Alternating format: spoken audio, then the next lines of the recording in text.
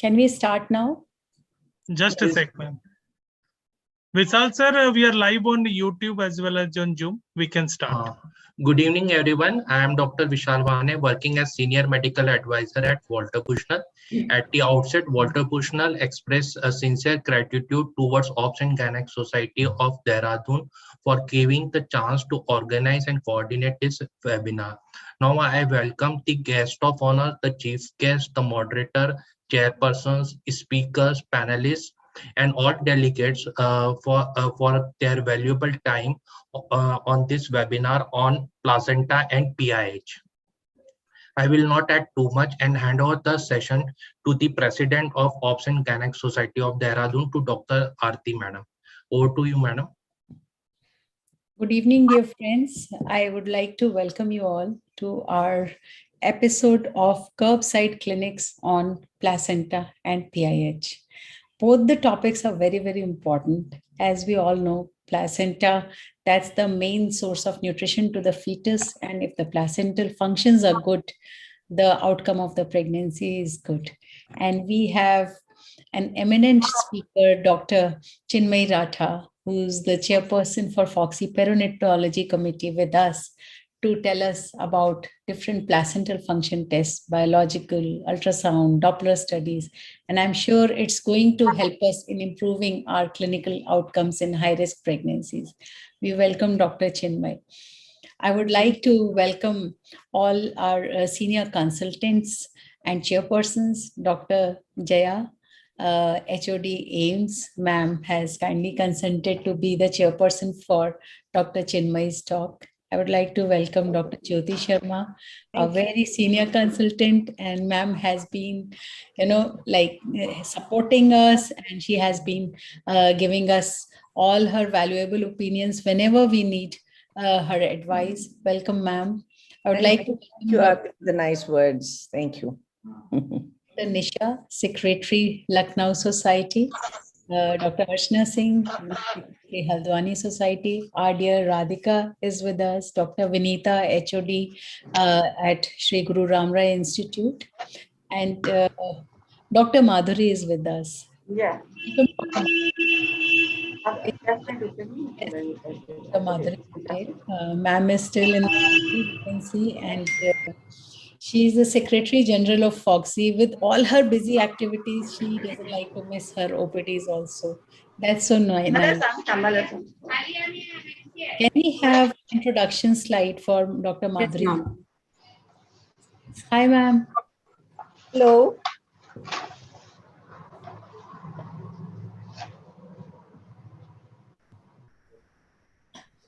Can you see it, ma'am?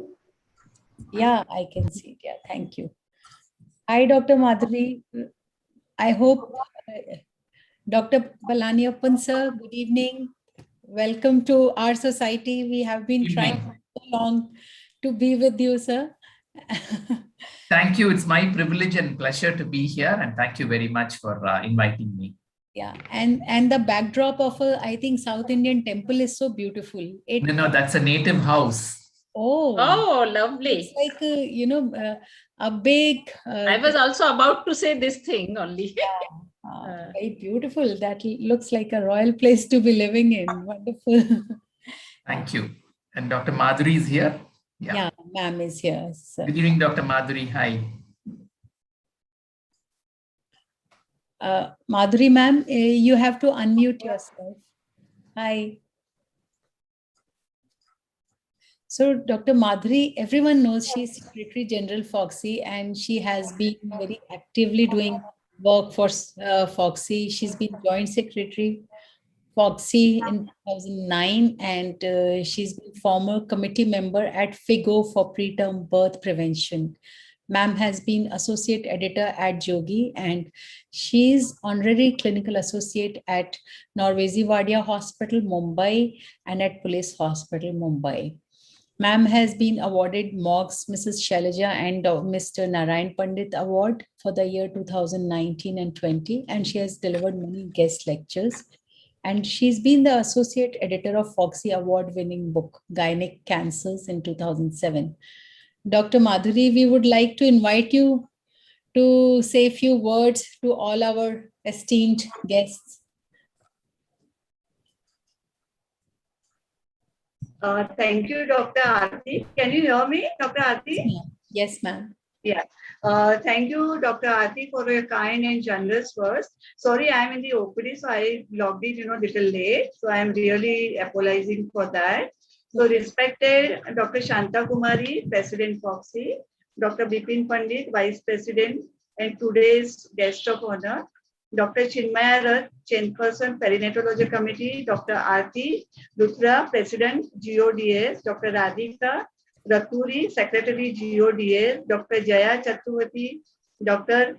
Palanipan, Dr. Jyoti Sharma, Dr. Manisha Singh, Dr. Vinita Gupta, Dr. Nisha Singh, Dr. Mala Srivastav, Dr. Archana Singh, Dr. Pamela Malik, and my all dear friends. Very good evening to all of you. I would like to express my heartfelt gratitude to Dr. Aarti and Dr. Ruchita for giving me this, and entire organizing team for giving me this opportunity. And I'm really, really privileged and honored to be amongst you all with the August gathering. As a Secretary General, I would like to mention that Foxy is the most prestigious, most vibrant, and one of the largest OBGY organization of the world with 263 member bodies and 38,500 plus committed members to women's health. The Foxy mission is to protect and support OBGY practitioners in India. Then Foxy encourages dissemination of education, knowledge, and research, which all the committee chairs as well as all the societies are doing this. Foxy serves to advocate the causes of reproductive and sexual health and rights. And the primary mission of the Foxy is reduction in maternal mortality and overall health of the woman. All of us, we are aware that Foxy has two academic wings. One is ICOG and second is JOGI.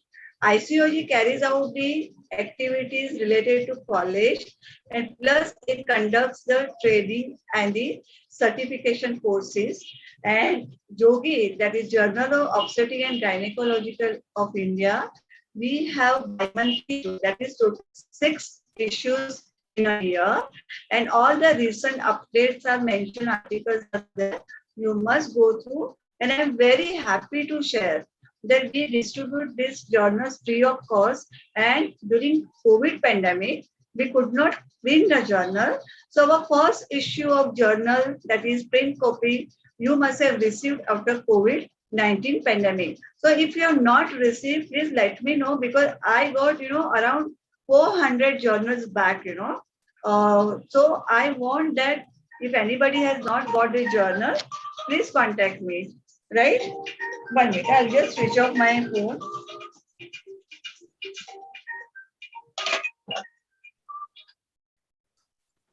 Sorry.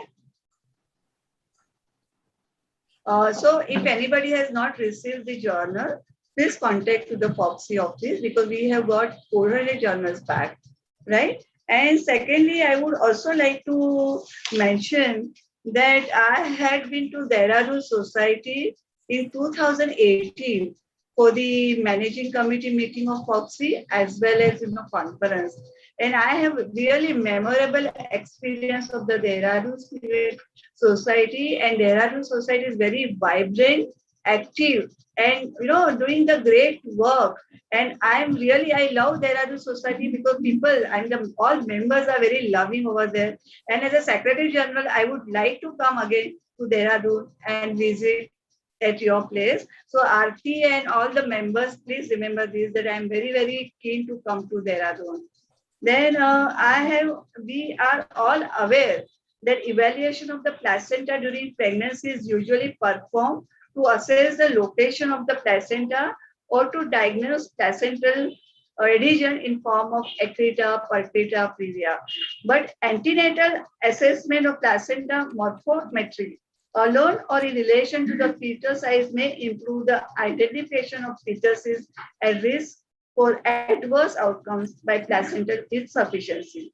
And it can now allow the clinician, it can allow the clinician to tailor monitoring and intervention strategy to reduce the risk of adverse outcome.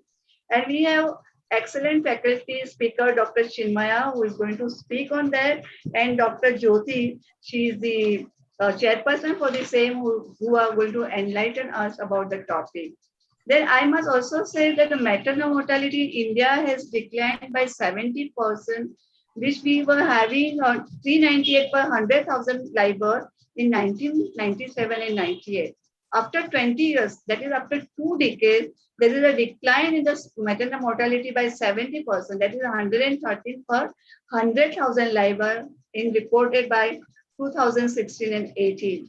So what I would like to mention that we can still further reduce the maternal mortality. The most common cause of maternal mortality is obstetric hemorrhage, that is almost 45%, sepsis 12%, and PIH 7%. So to decrease the maternal morbidity and mortality, perinatal morbidity and mortality, we have excellent moderator and the panelists who are going to enlighten us on this topic. So, which will help us in day-to-day practice and hence will help us to reduce the maternal mortality and perinatal mortality. And this will give us a goal to achieve the sustainable development goal of 2030 to reduce the maternal mortality by less than 70 for 100,000 women. So let us join hands to save our mothers and our babies. I would like to mention quote by Nelson Mandela. Education is the best weapon. Education is the best weapon when used can change the world. So let us update our knowledge and to implement in our practice, which will definitely help to reduce the maternal mortality.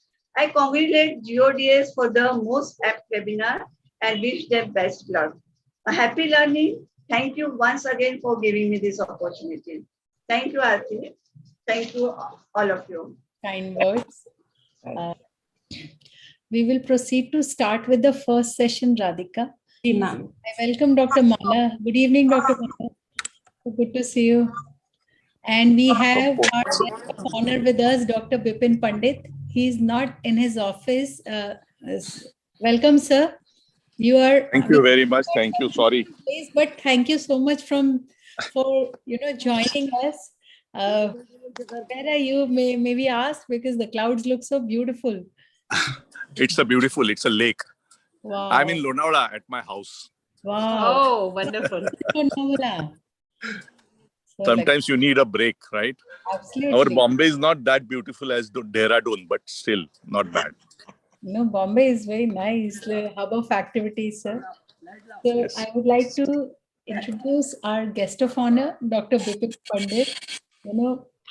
He has, apart from a great academician, everyone knows, sir is Vice President FOGSI for the year 21 and 22. He has done a lot of work for academics. He has been past President MOGS in 2018 and 19, and past Joint Secretary FOGSI in 2015, Treasurer AICOG 2013. And sir has been past president and trustee of Association of Medical Consultants, Mumbai. I was seeing he's been visiting all the 7-star hospital where Aishwarya Rai delivers, like he's honorary gynecologist at LH Hiranandani, at Seven Hills, at Aaron Cooper, and all 7-star places. Apart from that, he's an amazing singer and he keeps organizing lovely musical events also. We welcome our guest of honor, Dr. Bipin, to share his words of wisdom. Thank you very much for your kind words. Sorry, because I'm out of Bombay and I was under impression it is at 7 o'clock. Nevertheless, our president, Dr. Shanta Kumari, our secretary, Dr. Madhuri Patel, Dr. Aarti, and Dr. Radhika, thank you very much for giving me this opportunity. You have arranged this beautiful program with an excellent topic with all the expert panelists and chairpersons and speakers. It's on placenta, right? It's on placenta. And we have our learned Dr. Palaniappan with us. Yes, Palani. He's going to share his knowledge on PIH. I'm very happy to, here to sir. Yeah. Yeah, there is no doubt that this placenta is a mysterious organ in the body. and still not well understood. Most of the problems which we have in pregnancy are due to some problem in placenta, either insufficiency or separation or bleeding or the location. And there are various theories about it, but this placenta is still a mysterious organ, and we cannot fathom how it works. And it's a wonder that this organ really supports right from the conception to the last delivery. And it is also part of the problem of PPH and maternal mortality. So I hope this discussion will throw a lot of light with all this luminous faculty, and I'm sure it will definitely help our members and delegates about this organ. Thank you very much for giving me this opportunity. Thank you, and sorry for the late joining. Thank you. It's perfectly fine, sir. Thank you, and have a nice break. Radhika, let's start our first session, and let's invite Dr. Jaya to introduce our first speaker, Dr. Chinmay. It's an honor for me to introduce Jaya ma'am, as I've had, the blessing of being taught by Jaya ma'am in my MBBS final year. Dr. Jaya Chaturvedi indeed needs no introduction, but ma'am is a professor and head of department presently at All India Institute Medical Sciences, Rishikesh, ex-professor and HOD at Jolly Grant, Dehradun. She's received numerous various awards, including the Jagdeshwari Mishra National Award for Foxy, Uttaranchal State Felicitation in 2011, the Nari Ratna Award in 2017, and the ET Health Award in 2018. Ma'am has worked for various government and NGO projects in MCH care, violence against women, published and presented many papers in many journals and conferences. She is the patron for IFS Uttarakhand chapter, the Vice President for Uttarakhand chapter of Obs and Gynae Society, the Scientific Advisor for Foxy Dehradun branch, and postgraduate guide and examiner of various universities. And ma'am's, I think the feathers keep increasing in her cap. We welcome you, ma'am. It's a pleasure to have you with us. Thank you, Radhika. Thank you. We'd like you to invite Chinmay ma'am also, ma'am, please. Yes. I'm really privileged to introduce Chinmay, who is doing wonderful work in fetal medicine. So Dr. Chinmay is MS, MRCOG, FIM, SA, FICOG, and she is presently Director and Lead Consultant, Fetal Medicine, Resolution Fetal Medicine Center, Hyderabad. She is approved trainer of Fetal Medicine Foundation, UK, RCOG moderator for ERP MRCOG 2 examination, ICOG Foxy certification course, Iron Donald USG courses. She's central director for that, and she's peer reviewer for Jogi and Journal of Fetal Medicine. She is recipient of many awards. Dr. Rajat Rai Fetal Medicine Award, Foxy 2019.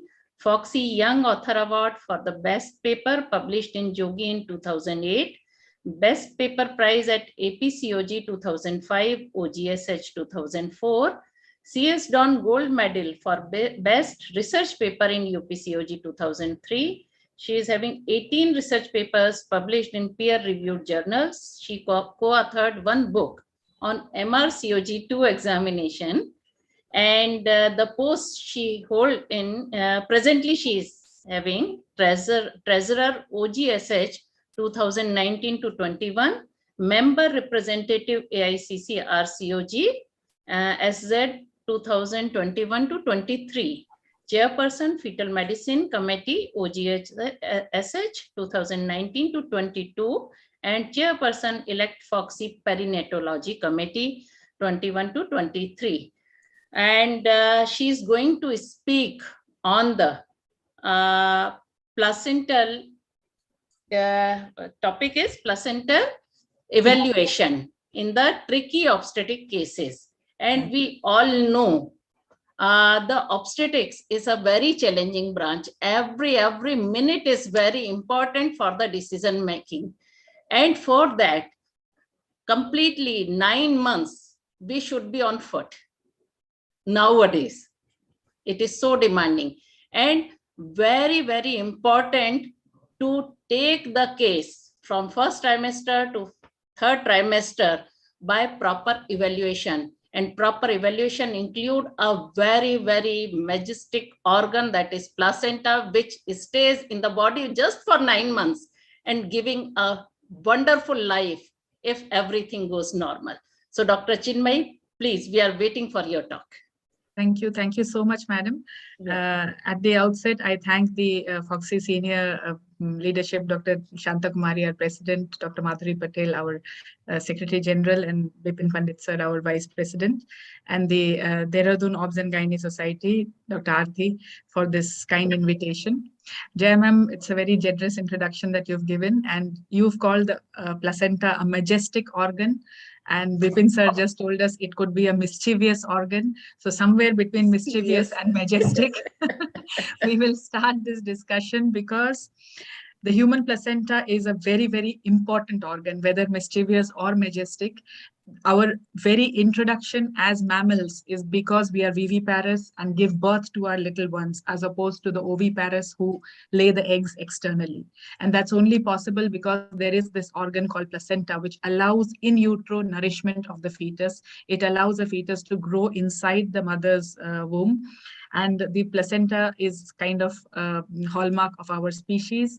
It is a discoidal and hemochorial placenta, what we describe in terms of embryology. It has a fundamental role in fetal growth and health throughout pregnancy, and a normal placental function is very essential for a healthy placental outcome, healthy pregnancy outcome.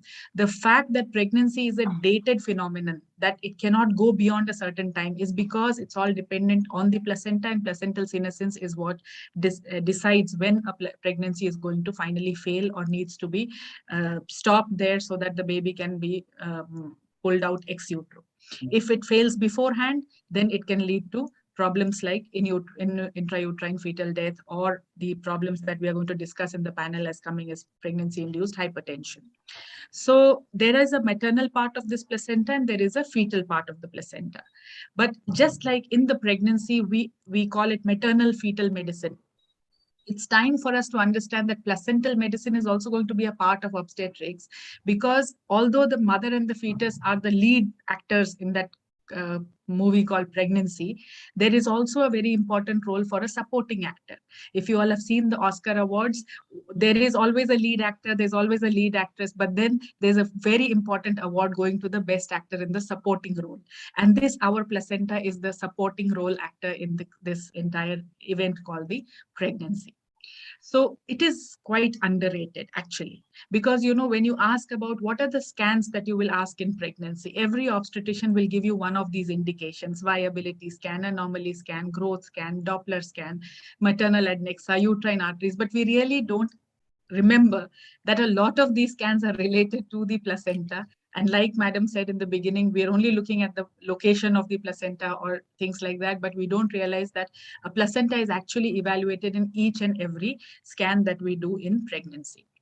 So when we look at the placenta, the most important thing that we need to see is visualization of how a placenta looks. And a complete ultrasound survey at any time of pregnancy must include a full assessment of the fetus as well as the placenta, because those timely detection of these problems is important for the clinician. Now, if you look at these two pictures here, the first one is a picture of a 7-week fetus, and the second one is a picture of a mid-trimester fetus. And you see that the placenta, which looks like just a very echogenic line in the boundaries of that gestational sac in early pregnancy, it starts looking like a very bulky organ, which has it has a uniform hypoechogenicity, and there is a definite, definition to that organ in mid-trimester. We have all seen these placenta as placenta per se. Every obstetrician delivers the placenta after delivering the baby, and you see it like that. But in an ultrasound examination, you would see a cross-section of the placenta, which appears like that. So ultrasound has become one of the most important methods of looking at the placenta or evaluating a placenta. And what do? We visualize it, we localize it, look at the characteristics, do some measurements sometimes, study the normal growth, abnormalities, migration, differential growth and atrophy. And sometimes we assess the lower uterine segment development also as part of the placental evaluation. So if you look at literature, how do you actually evaluate placenta? There are several methods of evaluation that have been described, including the arteriography, power Doppler, color Doppler, even CT scan and MRI have been discussed in literature. But really speaking, real-time grayscale ultrasound along with color Doppler is the mainstay of placental imaging in present-day obstetrics. So when we are trying and looking at the placenta, it's not just about location and appearance of the placenta.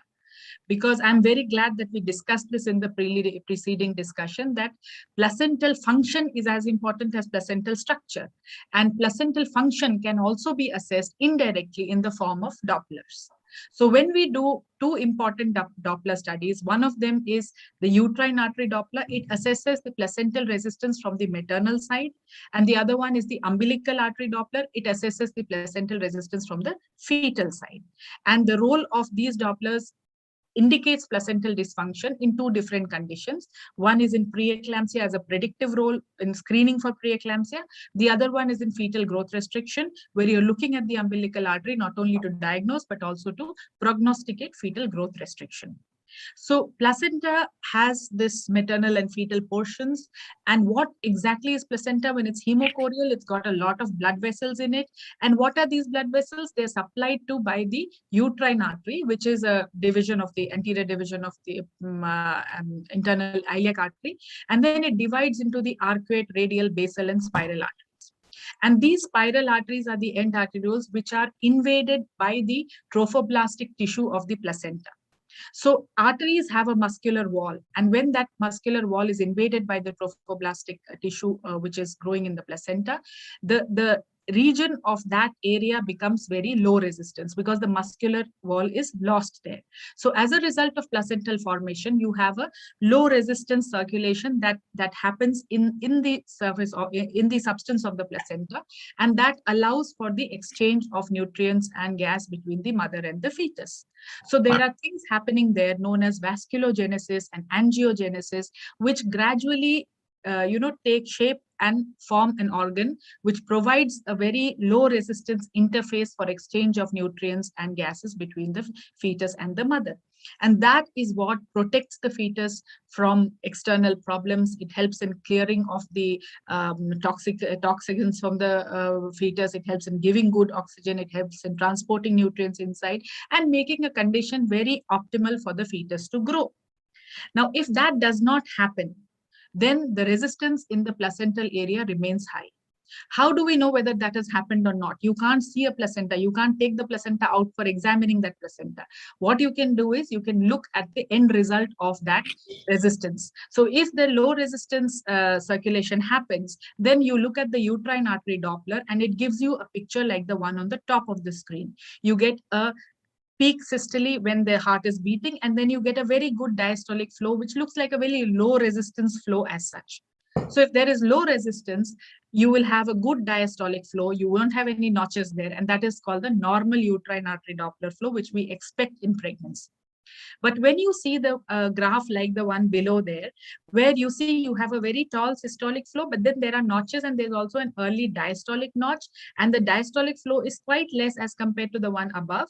This indicates high distal resistance. So where is the resistance? The resistance is in the uterus. That means the muscular component of the uterus is still important, and it has not been converted into a low resistance circulation by a good placenta. So a bad uterine artery Doppler is indicative of a poorly formed or a poorly functioning placenta. And therefore, high impedance in the uterine artery Dopplers leads to high incidence of preeclampsia, fetal growth restriction, emergency cesarean delivery, shorter pregnancies, abruption, and a poor perinatal outcome altogether. So that is one way of assessing the placental function. Then comes fetal growth restriction. We know that fetal growth restriction can happen because of fetal causes, it can happen because of maternal causes, but placental causes are the most important because even maternal causes work through the placenta. So how do we determine whether there is growth restriction? We do biometry and we find out that this baby is small for dates. Now, why is that small for dates? Is it related to placental dysfunction? What will tell us? The Dopplers will tell us. And in that Doppler, the most important Doppler is the umbilical artery Doppler. So a normal umbilical artery Doppler again has good diastolic flow, whereas if it is high resistance, absent diastolic flow or reverse diastolic flow, it tells us that a section of the placenta is not working and the resistance is high there. We are measuring the resistance of the placenta from the fetal point of view. Uterine artery was from the maternal point of view. So uterine artery told us there is chance for problems to happen. Umbilical artery tells us there are problems happening right now.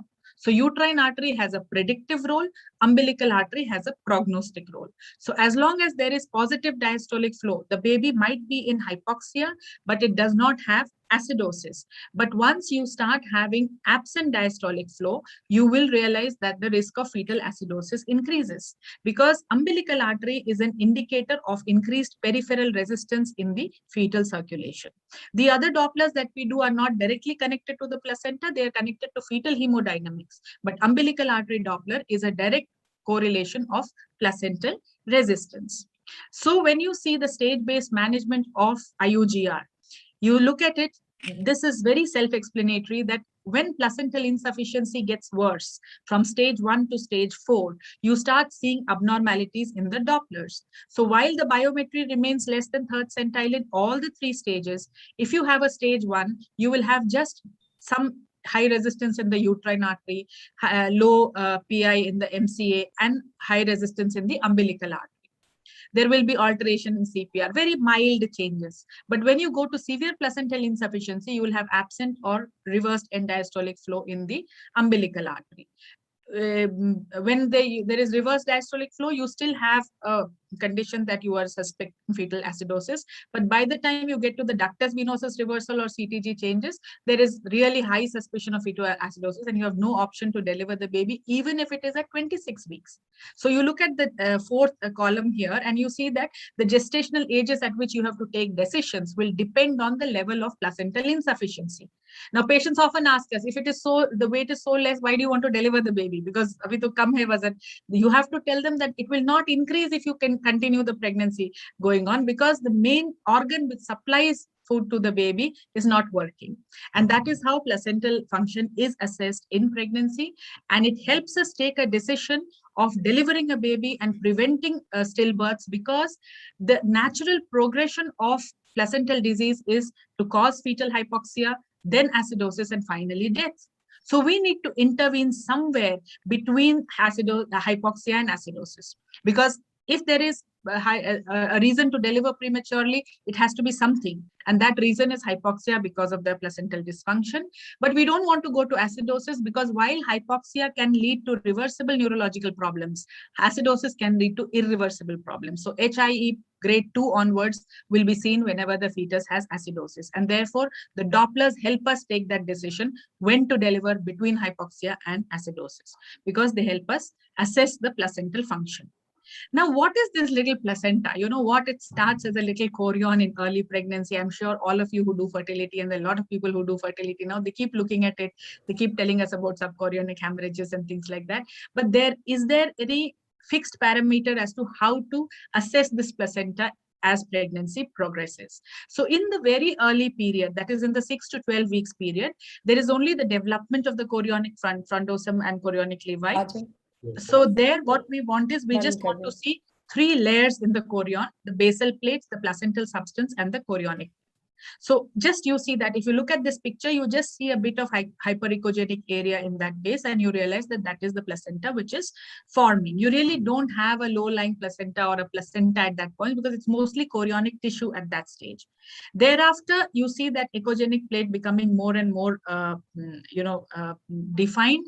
And nowadays, there are different methods by which we keep on imaging our early fetuses. So sometimes we can comment on where it's going to insert, where is the placenta going to develop. But beyond that, we can't say much in the very early pregnancy scans. In the late first trimester, by 11 to 14 weeks, we are able to see that there is a slight differentiation in the echogenicity of the myometrium and the placenta. If you see here, the fetus looks like being like there is a hypoechoic circular structure around it, and then you see a little hyperechoic placenta there. So that differentiation tells you the differentiation between the myometrium and the placenta, and it has a diffuse kind of hypoechogenicity, which is very unremarkable in general. So this is how we look at the placenta, and we kind of say that there is a hypoechoic band at the base there, which tells us that there is a membrane. Actually, it corresponds to that Nita-Book's membrane, which says that there is a differentiation between the myometrium and the placental tissue per se. We'll see why it is important. In the second trimester, apart from the placental appearance, we also comment on the placental site, as in where is it with regard to the lower edge and the internal os, the relationship between the lower edge of the placenta and the internal os. And that is very important. So it's always good to do a transvaginal examination than a transabdominal examination.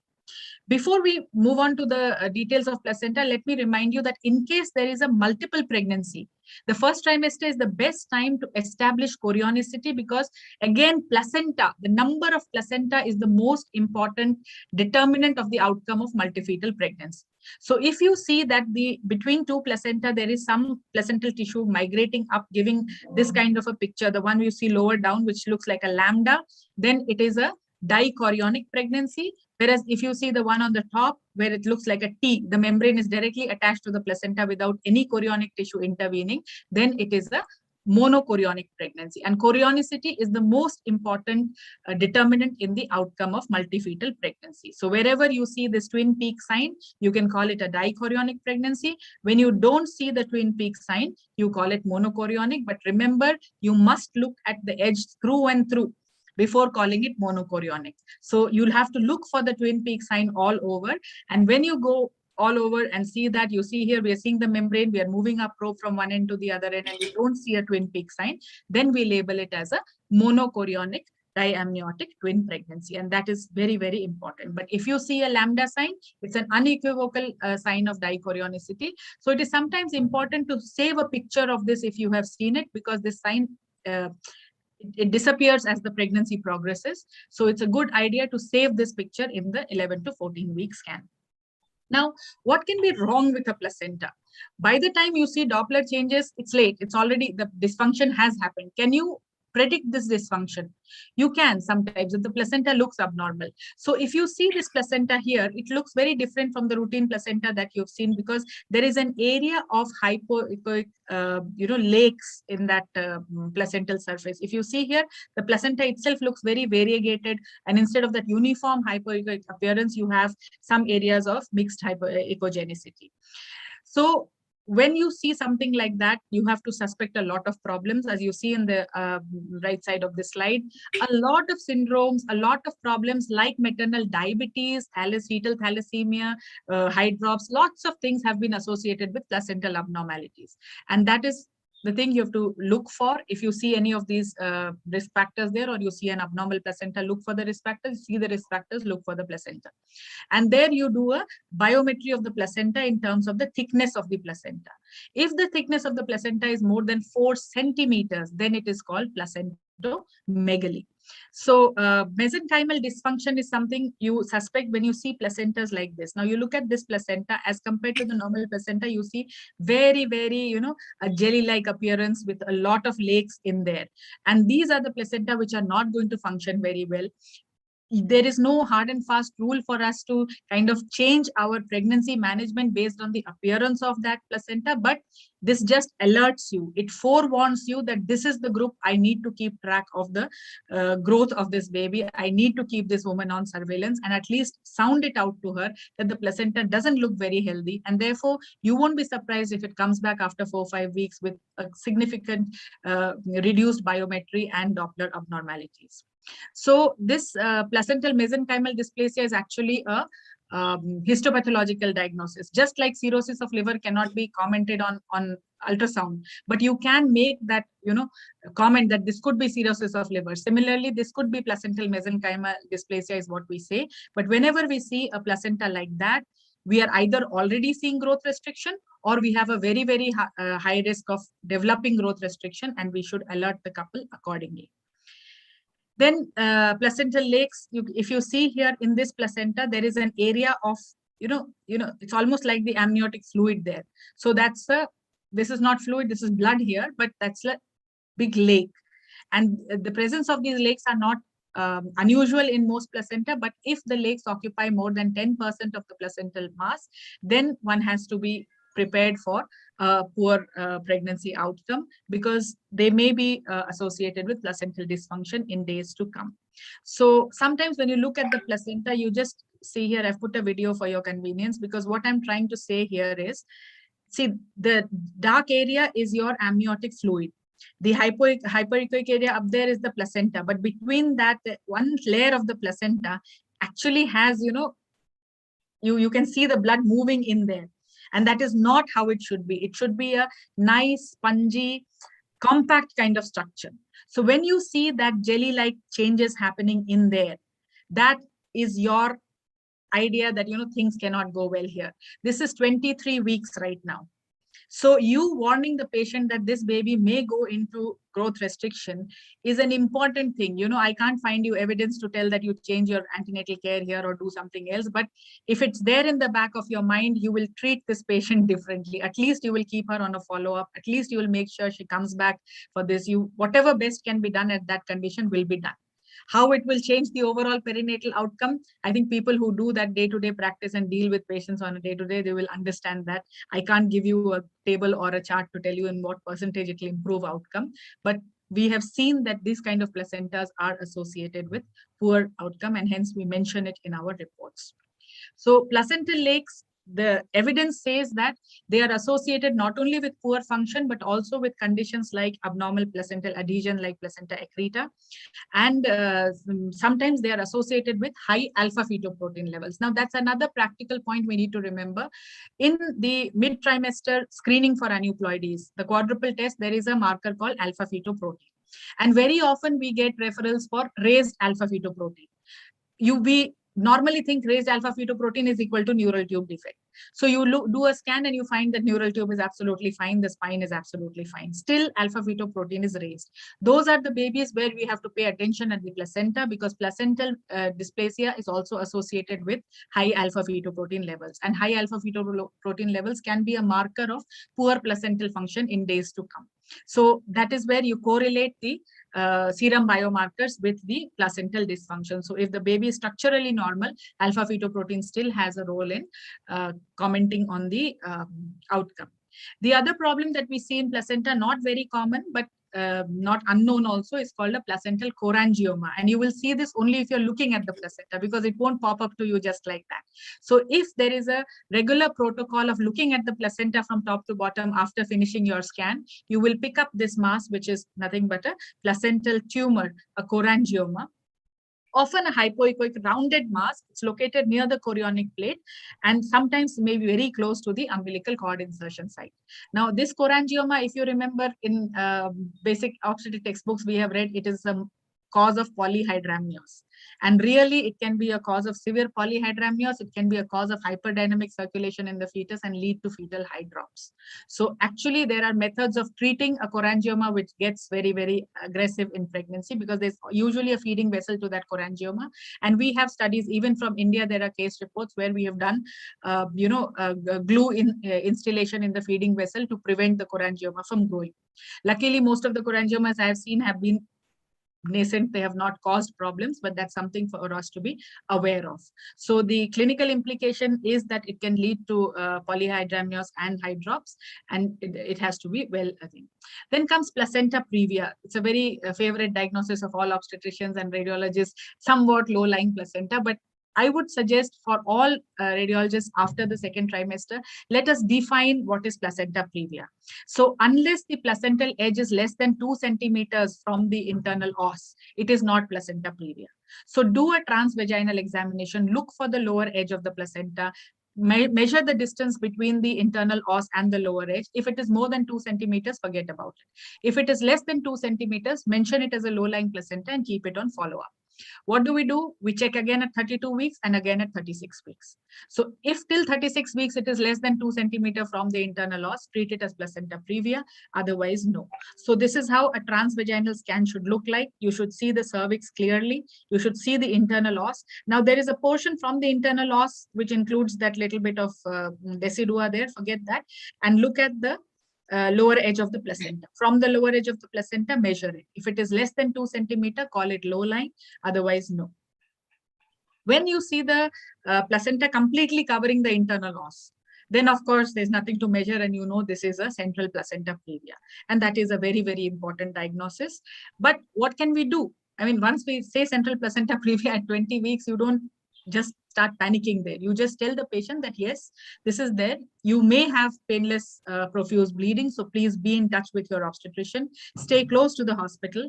Have somebody to travel, to transport you to the hospital whenever necessary. And if you have bleeding, go to the hospital. One of those helpless situations where you can't change many things, but you can just optimize the outcome for them. And these are the risk factors for placenta previa. We've read them again and again. And sadly, each one of them is becoming more and more common in current obstetrics, whether it's previous cesarean delivery, previous terminations, previous uterine surgery, maternal smoking, advanced maternal age, multiparity, cocaine use, multiple pregnancies. Everything is increasing in current obstetrics. So our risk factors for placenta previa are increasing, and we are going to encounter more and more placenta previas. Important in diagnosing placenta previa is to, make sure, especially trans-abdominal examinations. Please tell all your radiologists not to just sit and diagnose that on a trans-abdominal examination, because you look at that with a bladder that is empty. When they see from the top, they think it is a previa, but you fill the bladder after 40 minutes, it doesn't look like a previa. So if somebody is commented on a low-lying placenta, ideally, with all of us being gynecologists, I don't think we have any hesitation in doing a transvaginal examination. So please learn to do a basic transvaginal ultrasonography and locate your placentas. That's the best way out, because most radiologists are hesitant about doing transvaginal examinations. Patients are sometimes uncooperative with them, but they will never not cooperate with their obstetrician. So I think placental location is the obstetrician's responsibility, because finally the ball is in your court when it comes to all obstetric decisions. So best assessed by transvaginally, and it's not rocket science. You just have to put your probe in and see the cervix in longitudinal section. So color Doppler enhances the information, because whenever we see a low-lying placenta, we put color. If you see there, I have put my color box there. It's a 32-week placenta there, but we don't have that much color flow. So that's a very good indication for us that there are no big sinuses there, because placenta itself may not be that vascular, but there may be sinuses in the adjoining area, and that would be a nightmare for you to deliver when you're actually going to deliver that baby. So if you put the color on and you assess the vascularity, that helps. Vis-a-vis this particular placenta, you look at those sinuses, they are massive there. So when you see that there, you alert the obstetrician that, look, that place is really, really vascular, and you need to take your precautions before you plan delivery. So you may have reached 32 weeks. You may not be too bothered about the baby right now, but delivery in this particular placenta has a lot of bearing on the obstetrician's happiness. So we need to give that information to the obstetrician. Then comes, this is of course that we need to save blood whenever it is possible in the baby. Another important problem is the placenta accreta spectrum disorders. Like I said, like placenta previa, the morbidly adherent placenta group also has similar risk factors like placenta previa. And again, the risk factors are increasing, and we are seeing so many more adherent placentas nowadays. The problem is not new, because papers in 1930s have also described placental adherence. But if you see this placenta accreta spectrum now takes in all the previous definitions of accreta, increta, and percreta into one umbrella definition called placenta accreta spectrum disorders. And this can be fatal. It can be a cause of maternal death. It can be a cause of a lot of problems. And therefore, anticipation of placenta accreta is a very, very important part of your obstetric management, because under no circumstances we want to be stuck with an accreta in the middle of the night, unanticipated, in a place where we don't have all the facilities right there next to us. So diagnosing of this accreta spectrum is very important. And again, like I said, transvaginal ultrasound. Placenta has to be seen transvaginally, and you put the color on and you see there, you fill the bladder a little bit. That black area up there is the urine in the maternal bladder. And you see the placenta down there. And once you put color, you can actually see if the vessels are bridging across there. So morbid, and if you look at the placenta, there are lakes in that placenta. So this is a central placenta previa with lakes very close to the bladder. You see that interface is actually being clouded by the number of vessels that are going there. So high index of suspicion for placenta accreta in this particular case. So we have different methods in ultrasound which can help us actually define. All of you who do fertility, you know how you take the ovarian volume. Similarly, you can take a volume of that placenta at the bladder interface, and you can actually read the vessels, whether they are crossing in the bridging vessels there. And these will be the notorious vessels which will lead to adherence to that tissue and difficulty in separation at the time of delivery. And again, you see the same risk factors for placenta previa and placenta accreta. Can you see this early? Now, this was a very interesting case where at the 12-week scan, it was a twin pregnancy, and you see one of the twins down there. Can you see the vessels? And this is a transvaginal scan, and you can see blood flowing right there into the cervix. So this is like shouting at you that I am going to become a placenta previa at some point. And there, some of the times you need to take those difficult decisions, because this is also a previous cesarean section pregnancy. And therefore, sometimes we take difficult decisions, like if it's a multiple pregnancy, probably reduce the lower one to prevent that kind of a problem later on. But there are a lot of ethical debates there, and I'm not going into that. The other problem we see nowadays is cesarean scar pregnancies. Cesarean scar pregnancies are one of the most important reasons of adherent placenta if they grow into the uterus.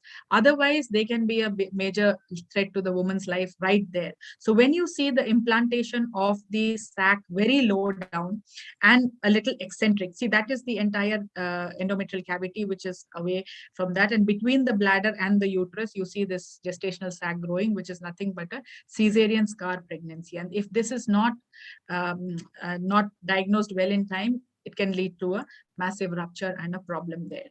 So this can be detected on ultrasound. And whenever we see low-lying sacs, we definitely look for that. And again, color Doppler helps us in looking at the bridging vessels there. And nowadays, we've started doing a particular treatment, which is a needle-based, reduction of that embryo and injecting methotrexate into the sac.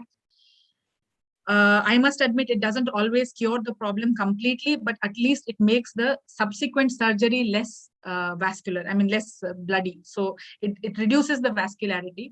In some cases, we managed to get away with only the needle instillation, but once the fetus crosses 7-8 weeks and the beta HCG is like in several 20,000s, 30,000s, we've sometimes had to do secondary surgery, but the secondary surgery has been relatively peaceful considering that active vascular tissue is not there.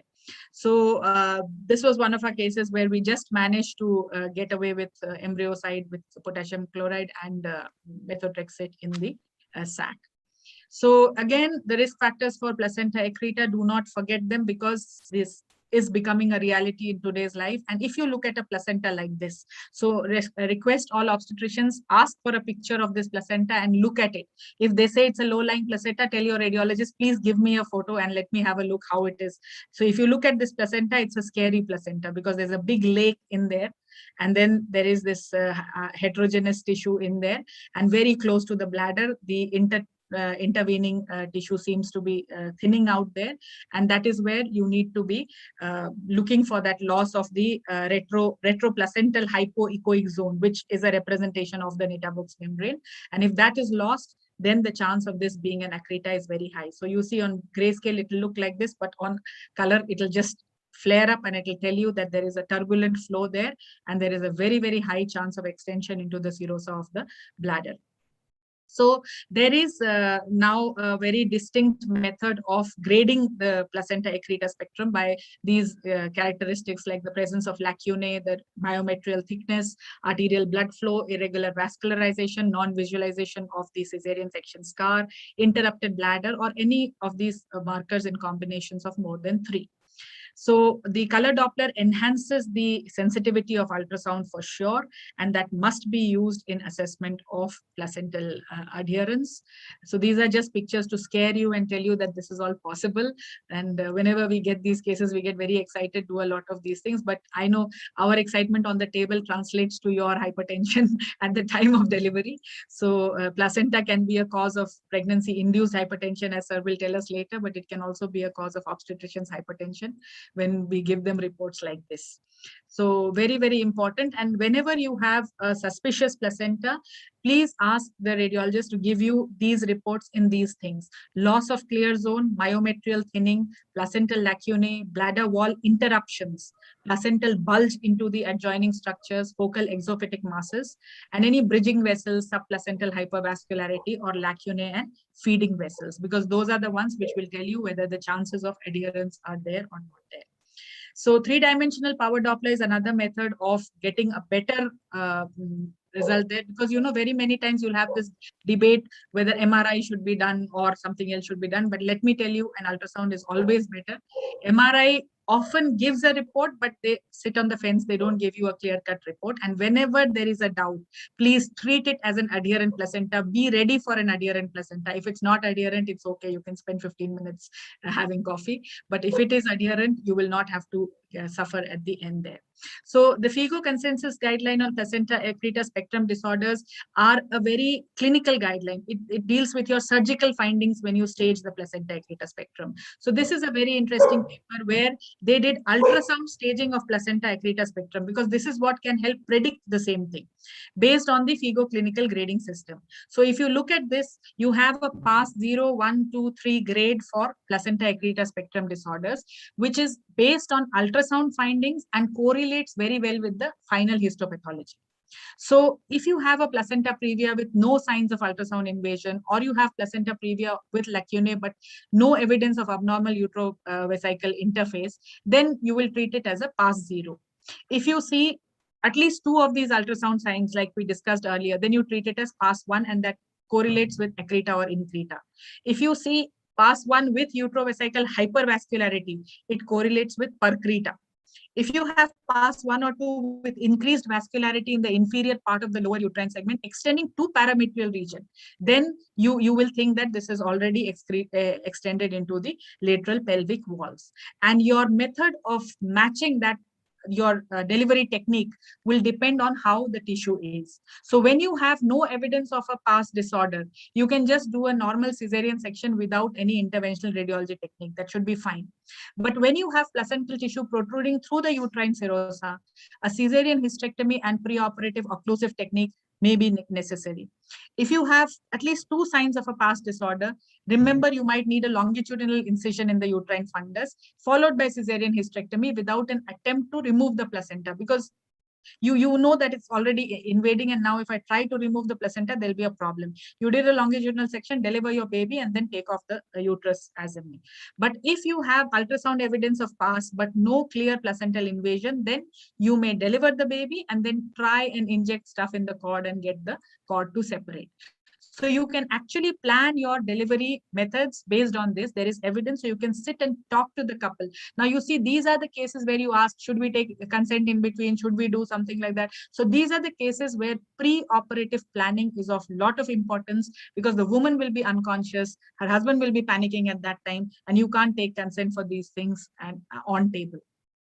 So the clinical implications of imaging the placenta in placenta accreta spectrum is that you identify the ultrasound markers with high index of suspicion and achieve a reasonable prenatal diagnosis, and it helps in planning definitive management and correlation. So your key take-home message is a timely diagnosis and anticipation of complications helps in the preparedness, which appear to improve the final perinatal outcome. And primary prevention of uterine scars, of course. If we can do that, then that is going to help reduce the burden of placenta accreta spectrum disorders. So imaging the placenta is not only imaging the structure of the placenta, the vascularity of the placenta, it also includes the vascularity before and after the placenta, from the fetal side, from the maternal side. So those Dopplers are going to be useful. The structure of the placenta is also useful, because everything in the placenta tells you a little story, and you should know what you're listening to. And you may not be able to change that placenta. You cannot fight the placenta. You cannot do anything. But forewarned is forearmed. And being forewarned is preparing half of the victory. So do your best until you know better. When you know better, we'll do better. Thank you very much for your attention. Thank you. What an amazing presentation. Beautiful, beautiful ultrasound images, and along with ultrasound images, all the clinical aspects. I mean, it was like being in the labor room, being in the OT with all those placenta accretas. Yeah, thank you so much.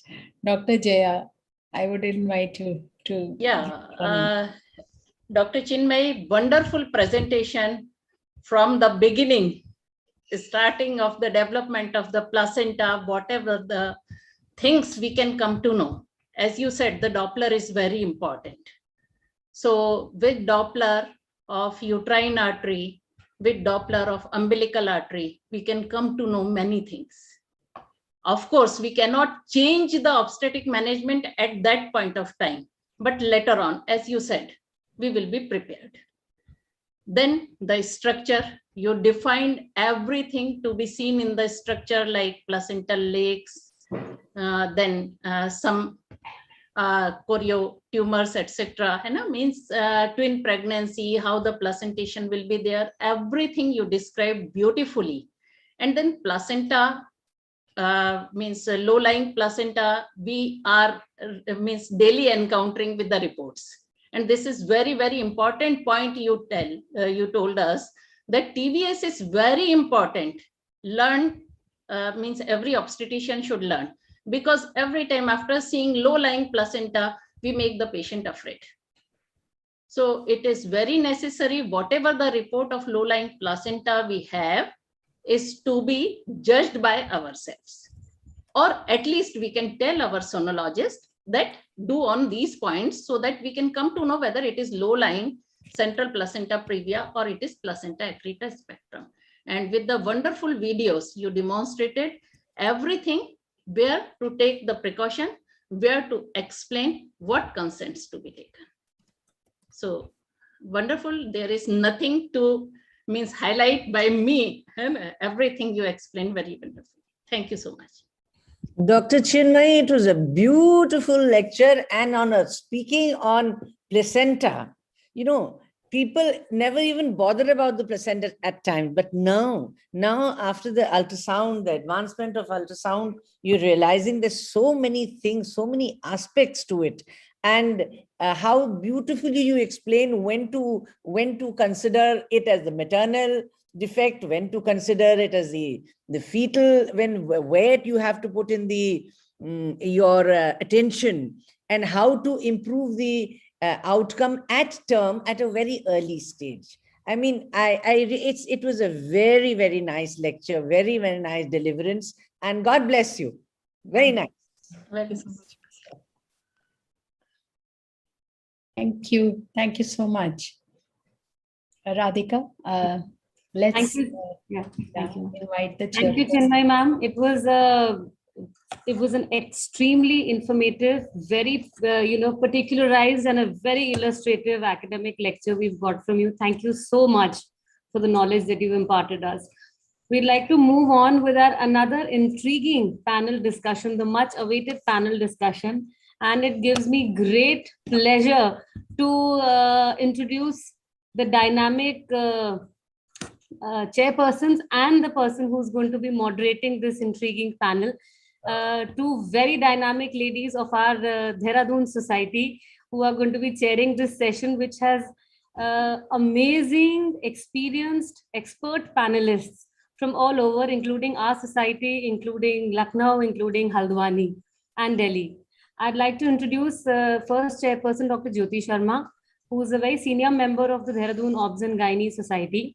She's been practicing here in Dehradun since 1980, has many awards and recognitions to her name. She's been the past president for Foxy Dehradun Society and has done a lot for Dehradun and her Gynae Society. The next person again puts a smile on my face whenever I meet her, whenever I talk to her or talk about her to anyone. That is Dr. Manisha Singh ma'am.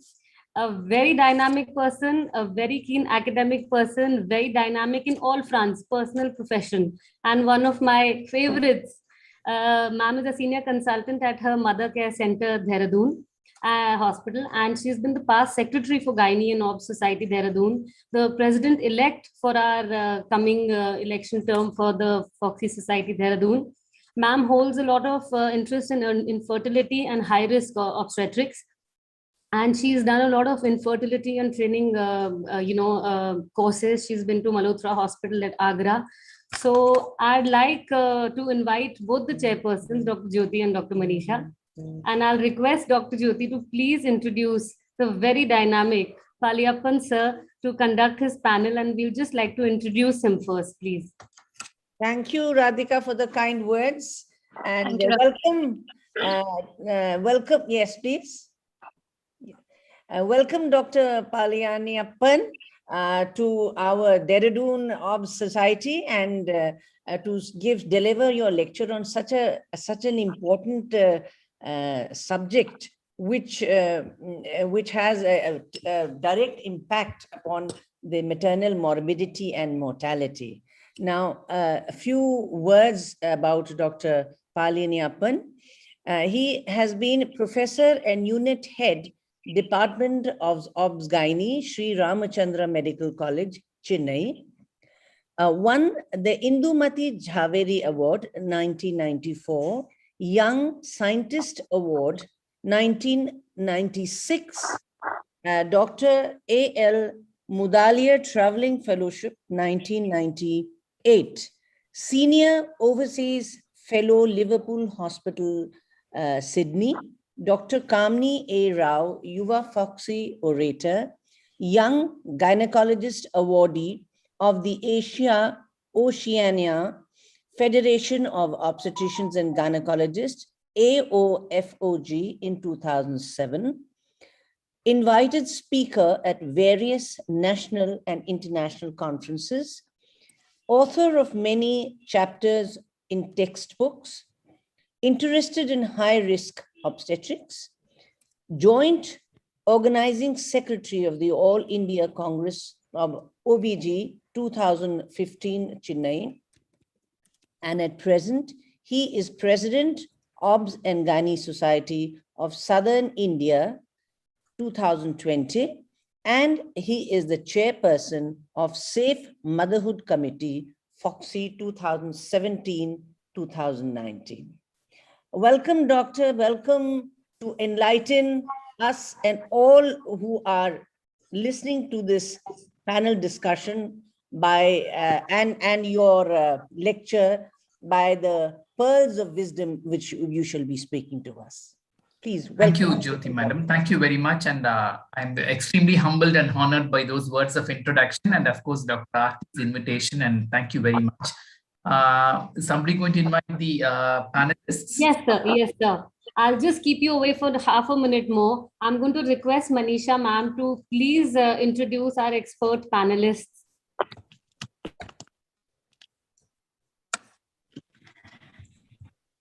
I think the slide is missing, Radhika.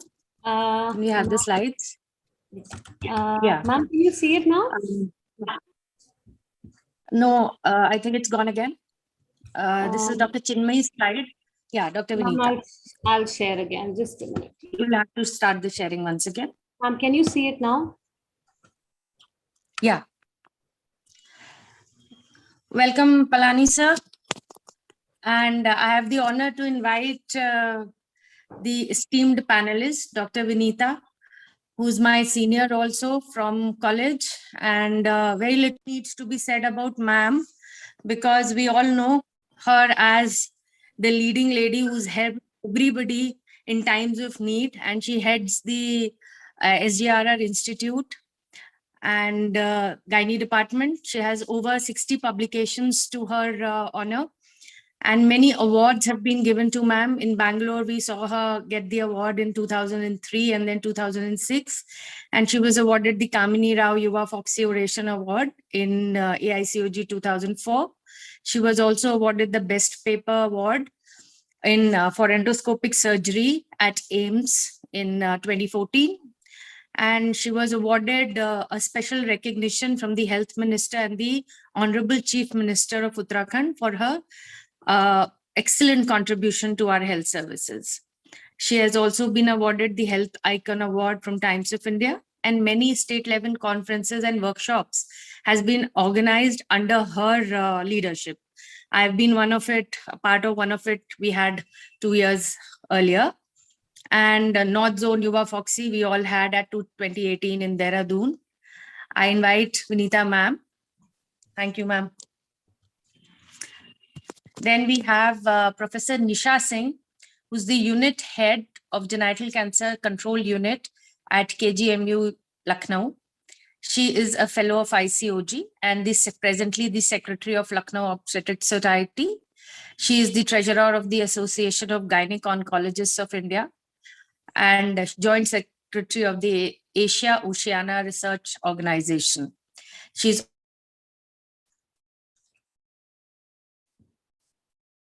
also the executive member, UP chapter of ISHL, and 13 national and state level training programs. Her experience is vast. She is a MBBS from LHMC and an MD and SR from AIMS Delhi. Ma'am has many gynec oncology observerships, and her endoscopic training was done at AIMS Delhi. She has over 100 articles and publications, 8 chapters. She's given various guest lectures and organized the annual conference AOG in 2017. She has been awarded the Best Faculty and Brilliance Awards in 2018, the Bharat Jyoti Award IIFS, the Best Paper Award Foxy 2010, and the Sushen Chikitsa Seva Gaurav Samman in 2019. Welcome you, ma'am, to this panel. Then Dr. Chinmay Ratha, we have already heard her brilliant presentation. She is the director and lead consultant, fetal medicine at Hyderabad. Madam is the Fetal Medicine Foundation approved trainer in India. And she has been awarded with the Dr. Rajat Ray Fetal Medicine Award, Foxy 2019, the Foxy Young Author Award for the best paper published in Jogi in 2008, the Best Paper Prize, APCOG 2005, CS Dawn Gold Medal for the Best Research Paper. Presently, ma'am is the Treasurer, OGSH 2019 to 21, and member representative AIC RCOG. She is the chairperson of the Fetal Medicine Committee and the chairperson-elect Foxy Perinatology Committee. Welcome, Dr. Chinmay, to this panel. Our next panelist is Dr. Mala Srivastava, who's the senior consultant and professor at GRIP MER, gynec, endoscopic and robotic surgeon at Sir Gangaram Hospital, New Delhi. Madam has areas of interest in gynec oncology, gynec endoscopic surgery, and gynec robotic surgeries. She has special training as a fellow in minimal access surgery and trained in robotic surgery at Strasbourg, France. She's the member she's the awardee for APJ Abdul Kalam Excellence Award of DGF. She is the member of the ICOG Governing Council member, zonal chairperson of ISOPAB, executive member of AOGD, and executive member of IMS Delhi chapter, secretary ISOPAB Delhi chapter, and national corresponding editor of Journal of Obstetrics and Gynecology from 2017 to 2019. Ma'am is the chairperson of Community Health Committee ISOPAB, chairperson of Cervical Cancer Awareness and Prevention Committee, and she's held in 2016 to 2019. She's held various posts as joint secretary of IMS, executive member of ISCCP, and member of Oncology Committee. And she's been the joint secretary of AOGD, executive member of IMS Delhi in the past. Welcome you, ma'am, to this expert panel. We have Dr. Pramila Malik as our next panelist. She's the senior consultant obstetrics and gynecology, practicing for more than 33 years. She has been the past president of Gurgaon Obs and Gynec Society. She's the director at Chiranjeev Hospital, New Colony, Gurgaon, visiting consultant to Cloud9, Columbia Asia, Miracle Hospitals. Her special fields of interest are infertility and high-risk pregnancy. Our next panelist is Dr. Archana Singh. She is an MBBS from GSVM Medical College, Kanpur, and an MS from ML Medical College, Allahabad. and she is a senior consultant and laparoscopic surgeon at Siddhi Vinayak Hospital, Haldwani. And she's presently the Secretary of Haldwani Obstetrics and Gynecological Society and the Secretary of the Uttarakhand Society of Obstetricians and Gynecologists. I think these are our expert panelists. We welcome each one of the panelists to this panel discussion, and I'm sure it's going to be a very wonderful discussion we are going to have with the moderation of Palani sir. Good evening. Thank you, Dr. Manisha, for frightening me at the beginning in reading out the panelists' CVs, and they look very elaborate, and it's quite frightening to sit in front of them.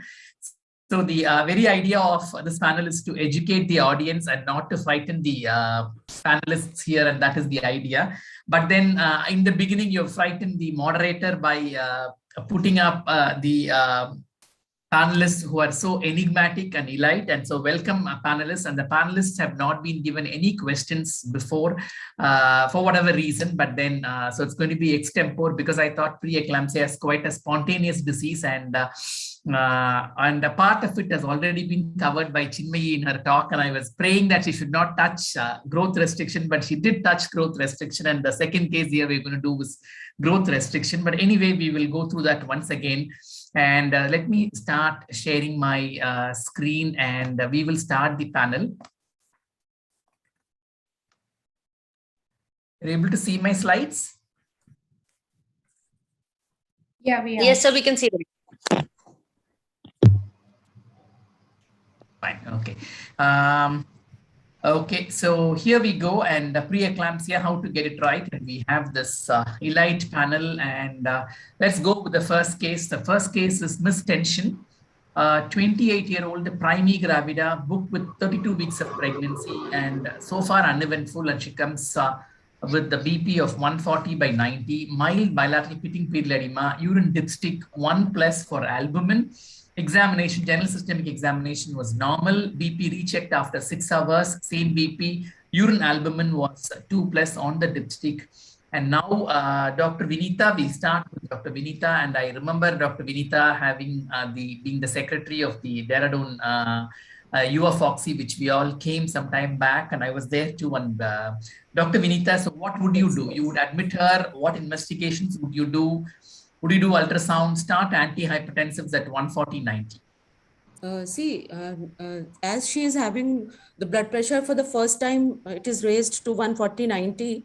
To label her as to having pregnancy-induced hypertension, you have to have at least 2 readings 4 to 6 hours apart. Then she was rechecked, Dr. Vinita. Okay. She was rechecked. The BP was the same. And since she is having proteinuria also, I like to admit these patients a short admission for complete evaluation, and I will get her investigated. Like we will get the PIH profile, which includes the SGPT, OT, and LDH, a GBP also. And if possible, we can go for 24 hours urinary protein. Otherwise, you can do a protein creatinine ratio also nowadays. And we will also go for the serum creatinine, serum uric acid, and this fundoscopy also as a routine we are doing. That's why I'm telling. And so all these investigations we will do. And also we will do the fetal evaluation, the ultrasound we will look at whether she's having growth restriction. And if she's having growth restriction, then we will also go for a Doppler ultrasound. And antihypertensive, I will not start at this moment. We will wait at that point, Dr. Vinita. So I agree with you on all the things which you have said. And yeah, admission, yes and no for 140/90. It's a private, probably somebody would admit, somebody would not. But if it's a tertiary care university teaching hospital where admission is probably free, yes, you are not wrong in admitting the patient. Absolutely, yes. The question of 24-hour protein, urine protein, we will come to that a little later. And let me ask Dr. Chinmayi, what on ultrasound at this point of time would be your, Dr. Vinita Gupta did say about ultrasound and Dopplers. Dr. Chinmayi, with your vast experience, what is that you will look at ultrasound at this point of time? Thank you, sir. Sir, at this point in time, one of the most important things is fetal biometry, because the maternal hypertension is an indication again of placental dysfunction. So whether the baby has been growing well or not. So fetal biometry and doing a Doppler, at least an umbilical artery Doppler to begin with. Even if the baby is average for gestational age, I would do the Dopplers because that It's will appropriate for growth. Sir? If it is appropriately even grown if and it there is is no deficiency in biometry. correct, even if the baby is appropriate for growth, I would do an umbilical artery Doppler because we are worried about preeclampsia, which is a placental problem, and whether the placental resistance is high or not, we'll come to know from that. In case, So you would do an umbilical Doppler at this point of time. And we'll come back to you. Yeah.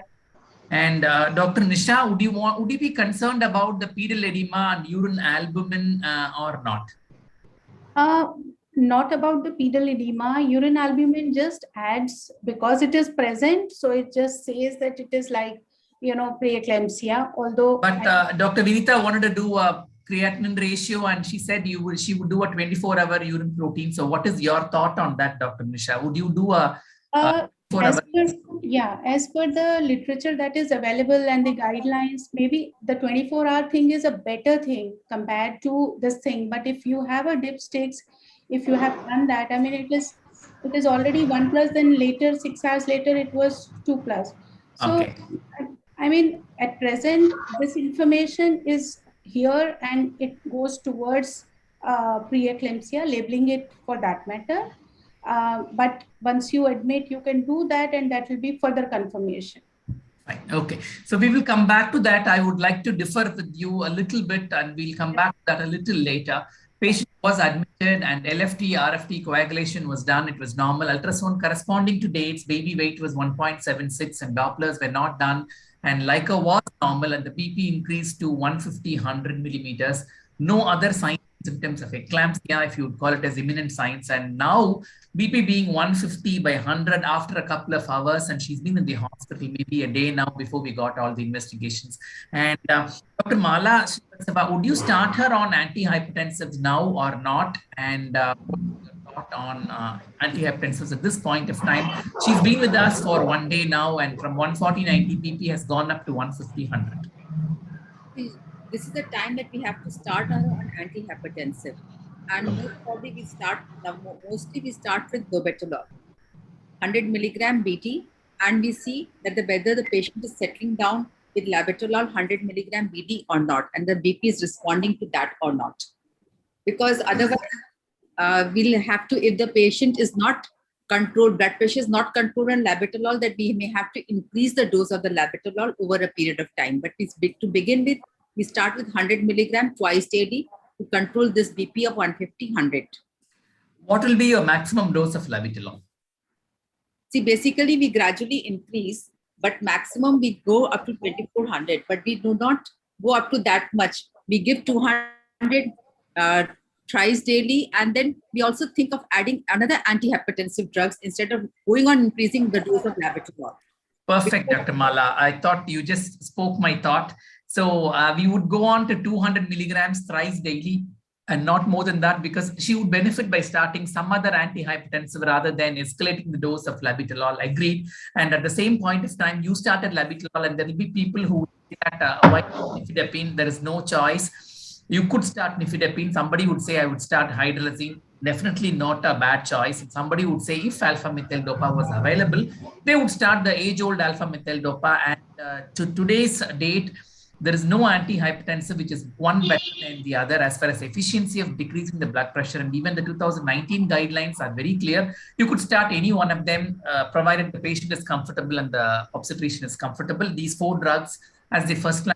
So alpha-methyl-dopa not available in India easily. And so that is the reason why we are not starting. Otherwise, alpha-methyl-dopa is a drug not to be forgotten, and we will not take that from the armamentarium. And let's keep that at that point of time, and we will start labetalol. And Dr. Archana, would you want to start Magself at this point of time for, impending, no signs, as we said? Would you want to start Magself at this point of time? So this case is non-severe preeclampsia right now, Okay. as it appears. And the choice of starting Magself is individualized. We can give magnesium sulfate. There's no harm in giving it, but we reserve it for severe preeclampsia. No, this case at this point of time, would you give Magself or not? Sir, right now I would not like to give. Thanks. I wanted to say that. that. I would not give Maxelf at this point of time. That's exactly the point. See, the audience have to take the message that any patient coming with preeclampsia, Maxelf is not the answer. It's a wonderful, beautiful drug, and we need to reserve it for situations where we need to start. Once you start Maxelf at this point of time, you're probably thinking in terms of termination, because if you start the Pritchard's regime, you will say Pritchard's regime goes on 24 hours post termination. That's what the Pritchard's regime is. Some may start Cibai, some may start Zuspen, but then if there is an institution which starts the Pritchard, then that means that you need to continue Maxelf 24 hours postpartum, and that means you need to deliver the baby. So you're forced to deliver the baby if you start Maxelf on the Pritchard's regime is what. Otherwise, there is no use in starting Maxelf. So to think of starting Maxelf, we need to be quite cautious before putting it on and say, I am 5 grams on this buttocks and that buttocks. We need to be very careful and starting the Maxelf. And that is a point which I want to say, that this patient, this point of time does not require Maxelf as an answer, which we need to be bold and take that decision. Tablet labetalol started, Dopplers were not done, magnesium sulfate not started, and patient stabilized a little later and at 32 weeks and 6 days. So she took 4-5 days to be with us. And she was advised to review as outpatient at 34 weeks because the BP was always 140/90 with the labetalol. She went home. And at 34 weeks, that is a week later or 10 days later after the first discharge, she came back to us. Her BP was 150/100, pedal edema was 2+, was 1+, the urinary albumin 2+, and the uterine height was still corresponding appropriate for growth 34 weeks. And so now, what would you do, Dr. Pramila Malik? Would you step up the antihypertensives? So BP is 150/100, the same as what we discharged her with, and it was varying. The BP chart which she showed us was 140/90 to 150/100, and she's come back to us after 2 weeks. And would you want to step up the antihypertensives? Would you do an ultrasound again now after 10 days or so? Now, would you deliver her by induction of labor or something? Dr. Pramila. Yeah. Good evening, everyone. First of all, I would like to thank the Dehradun Obs and Gynae Society and Dr. Aarti for inviting me. Good evening, Sir Palyappan. So at this stage, she was controlled on 100 milligram BD, but now she has again come with a BP of 150/100. So besides increasing the stepping up the dose of Levipet, I would like to evaluate that she has not become preeclampsia with severe features. I would like to do lab investigations, the liver function test, serum creatinine, CBC for any platelet reduction, thrombocytopenia, peripheral smear for any hemolysis, and I would like to ask her any feature, any symptoms of headache or any visual symptoms or any epigastric pain or right quadrant pain. And nothing of that, sir, Dr. Pramila. Everything was fine. So the question is, would you step up antihypertensive? Yes, I would definitely step up this antihypertensive treatment to 200 BD. 200 BD. Okay. So would you want to do an ultrasound again? Yes, because the Doppler was not done. Was not done so far. So yes. Dr. Chinmay said she would do an umbilical artery. Dr. Chinmay, would you want to do an ultrasound now 2 weeks from the time of admission? Yes. Fine. Okay. Anybody in the panel would want to deliver her at this point of time? No. Only if she shows any lab investigations or any features of preeclampsia with. No, I didn't say that. So far, all of them have been normal. No. But I have a point. So in the first time when you admitted her and she was 140/90, she became 150/100. I think I would have given antenatal corticosteroids for whatever it's worth, because we don't know how this is going to progress. Perfect. If it would progress, then that would be there. Perfect, Chinmay. Steroids, yes. We're just coming to it. Yes, steroids, yes.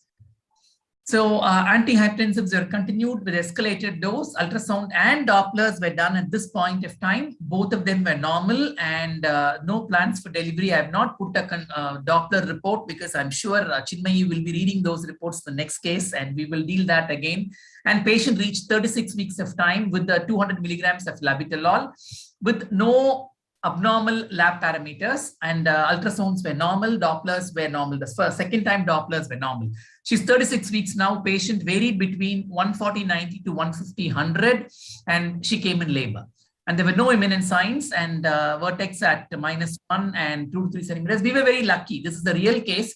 And LICA was adequate, membranes were intact, and I'm sure that question let me not ask now. So I'm sure you will do ARM and deliver the patient. Fine. So now at that point of time, when she came in with the BP of this month, no imminent signs, But unfortunately, when immediately she started throwing a fit.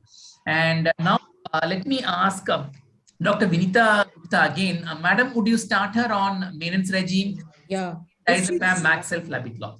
If she's throwing fits, of course, I will start her immediately on the magnesium sulfate therapy, whatever regime you may use, Pritchard regime or Zuspan regime, you can start. But it is very important to start in this patient. And even if she was having features of severe preeclampsia, then also for prophylaxis also, you should start magnesium sulfate.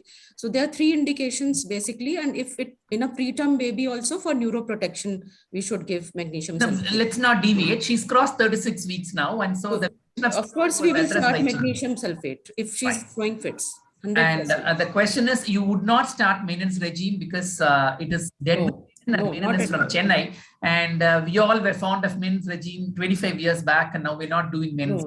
Not Diazepam, yes, and Labetalol, not. In spite of the Lampet trial which came out, we will see that a little later. So magnesium sulfate started, and HTU monitoring was done with this patient. And the maintenance regime is this, and it is almost dead with menin, yes. And then came the MACPI trial. The magnesium was supposed to be absolutely fantastic. And let me also put the point here to the august audience here that there was a trial which came out called as the Lampet trial, Labetalol versus magnesium sulfate for the prevention of eclampsia trial. What the study has been withdrawn prior to enrollment because of some other reason. And the interim analysis did say that Labetalol, apart from anti-hypertensive therapy effect, has some anti-epileptic potential also.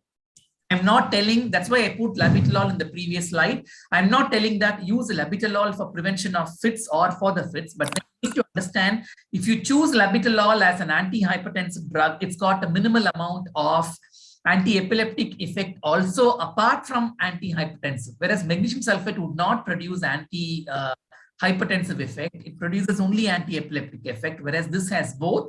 And the study did not come out, so it was not very popular, but we need to know that the drug molecule has anti-epileptic effect also, apart from the anti-hypertensive effect in bringing down the blood pressure. And so that is something which we need to keep it in mind. And so if somebody wants to say, why do I choose Labetalol over the other drugs here? That's one of the other reasons which we choose Labetalol. And now IRMs into given patient delivered by spontaneous vaginal delivery, and luckily no postpartum hemorrhage, and the BP was 140/90, and she's on the Maxelf at the moment. And the baby was appropriately grown for 36 weeks, and she was 2.7 kg baby. And on the first postnatal day, patient developed headache and vomiting, and the BP was just the same. She did not go on a high blood pressure. So this is to impress upon the fact that with that much BP also, they can throw off it without any imminent signs. The vision was normal and there were no seizures and settled. And now when she had headache and vomiting, would you suspect something else, Dr. Chinmayi, or would you want to think in terms of, no issues with the seizures and things like that? No, sir, I would be very much on guard because headache and vomiting in the postpartum period, and that is maybe a sign of raised intracranial pressure as well. So, okay, so that is your thought. Fantastic, Chinmayi. Okay, so what would you want to do? Sir, if it's possible, I'd like to get a imaging done, sir. A CT scan or an MRI of the brain. Okay, so that's perfect. She's only delivered and she's on probably the last few mLs of magnesium sulfate dose. Okay, Dr. Nisha, would you want to think anything different, or would you do something else different from what Chinmayi thinks? So, of course, if you're thinking about the serious things, that have to be there in the mind, but we know that postpartum, these patients do have some headache which responds to NSAIDs. So that could be the first, this thing to, just sort that out, that maybe if it is that. When apart from that, the vomiting, of course, is not very much, it's not explainable with that, but that's the only point I would say that I would like to treat her with that initially, and then. Perfect. We need to understand that the headache is worrisome as well as the vomiting, as Dr. Chinmayi said. But we need to understand that if the patient is on nifedipine, nifedipine can induce headache, and we need to understand that nifedipine can produce side effects, and that headache can be a significant amount of headache, which will disappear with paracetamol. And the headache is, of course, frontal with nifedipine, whereas occipital with your preeclampsia, eclampsia, headache, and but her BP is also increased, sir. Is also increased. And so, yes, Chinmayi, I'm just coming to the answer straight. And Press syndrome was suspected, and magnesium sulfate, which was about to stop, was continued for her, and she was kept in the HTU. And now, imaging, I'm just going to ask Dr. Mala Srivatsava as to Chinmayi did mention about imaging of the brain. That's what we're talking about, not ultrasound of the Dopplers, which Chinmayi has said we've delivered. Right, yes. At this point of time, Dr. Mala, would you want to do imaging of the brain? If so, what imaging, and what is that you want to think of? See, depending on the facility that you are in, you can either do MRI or everything is available. Everything is available. Let's not go to that. Everything is available. Because we have to also suspect this patient had thrown fits. So we have to also rule out CVT in this patient. Central venous thrombosis also in Perfect. this. Okay. We have seen patients in the postpartum period, they had thrown fits and they had been diagnosed with central venous thrombosis as well. Fine. Vomiting and headache, not a good combination with high blood pressure. Okay. Now, my question is, would you do imaging of the brain or not at this point? Yes, we will do it. Fine. Okay. So, Press was considered, and at this point of time, let me put a picture and say that we would do an MRI rather than CT of the brain, because MRI gives a typical picture which says symmetrical posterior subcortical vasogenic edema, and Press would be diagnosed very well. But then the next, do we image all the patients while they are throwing a fit or they are on magnesium sulfate? No. So we don't do that. Routine imaging of the brain at the moment is not a recommendation. So let's be very clear about it. Unless indicated, we will not shift a patient to the MRI room and expect a fit there. And so we need to be very cautious about it. But we also need to understand, keep it in mind that, oh yeah, that could be a Press, because vomiting and headache are not very great combinations. And so you will keep that in mind. And now, Dr. Archana, now that Press has been diagnosed by MRI and she's not throwing a fit, and with the magnesium sulfate, she was shifted and MRI was done and it confirmed Press. So what would you want to do, Dr. Archana?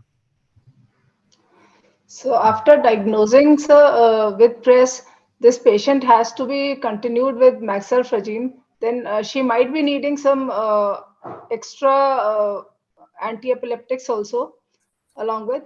Then you think MaxSulf is not a good anti-epileptic, Dr. Archana? If she throws a fit again, sir.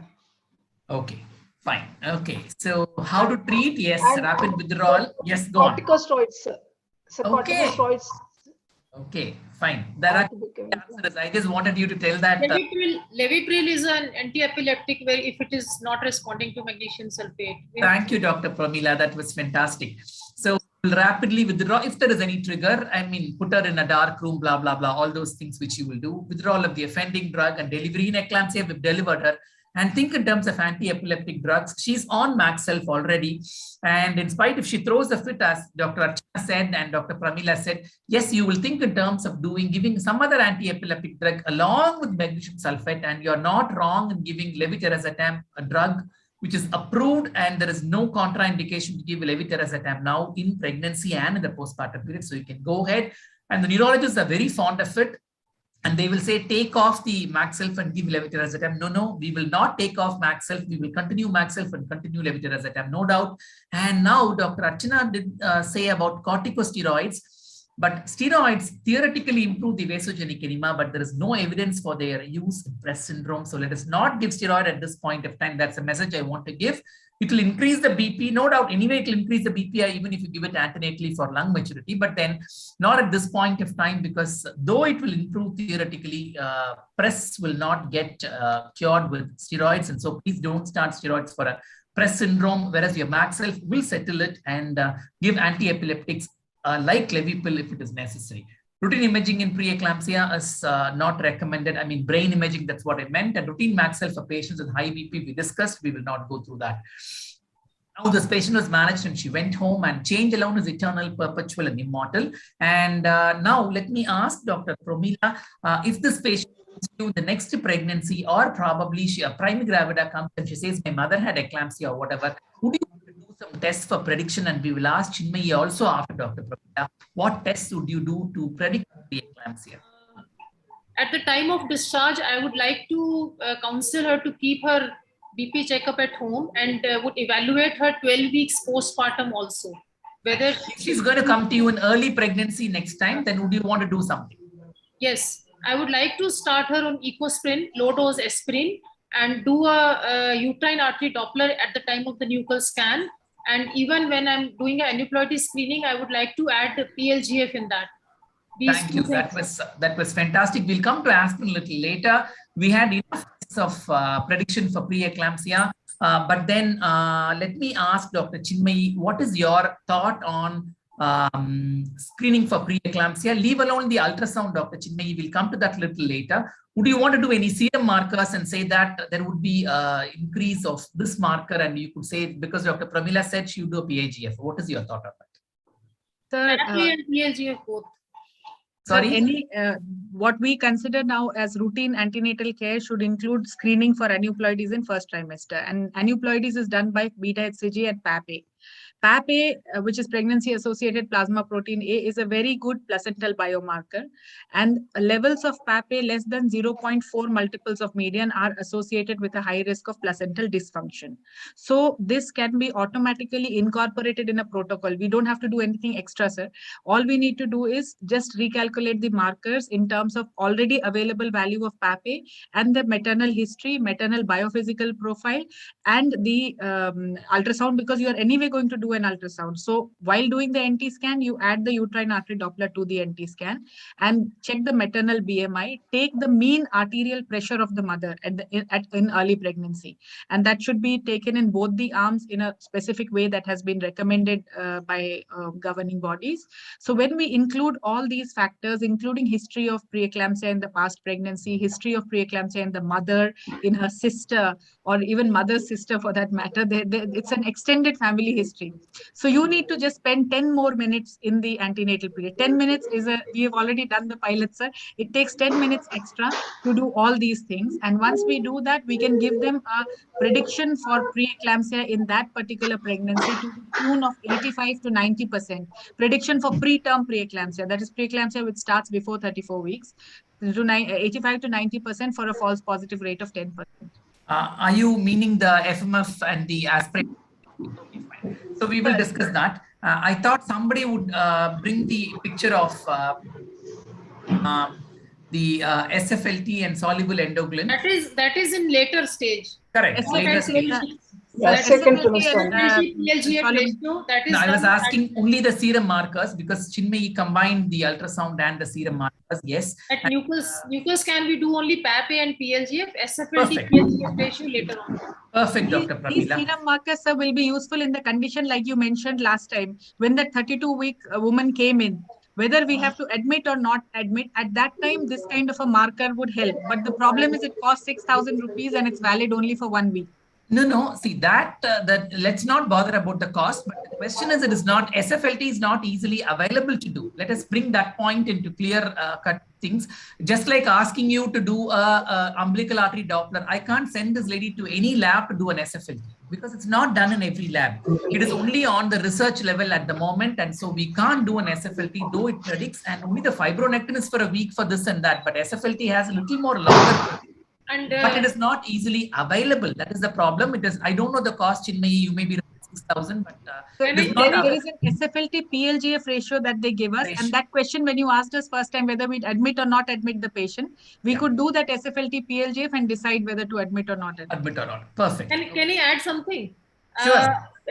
Because we are doing SFLT quite later on, so it doesn't alter the management in the form of prevention of preeclampsia. Because if you're doing it 12 weeks, we can add low dose aspirin or we can dose low molecular weight heparin and change the management and change the outcome also.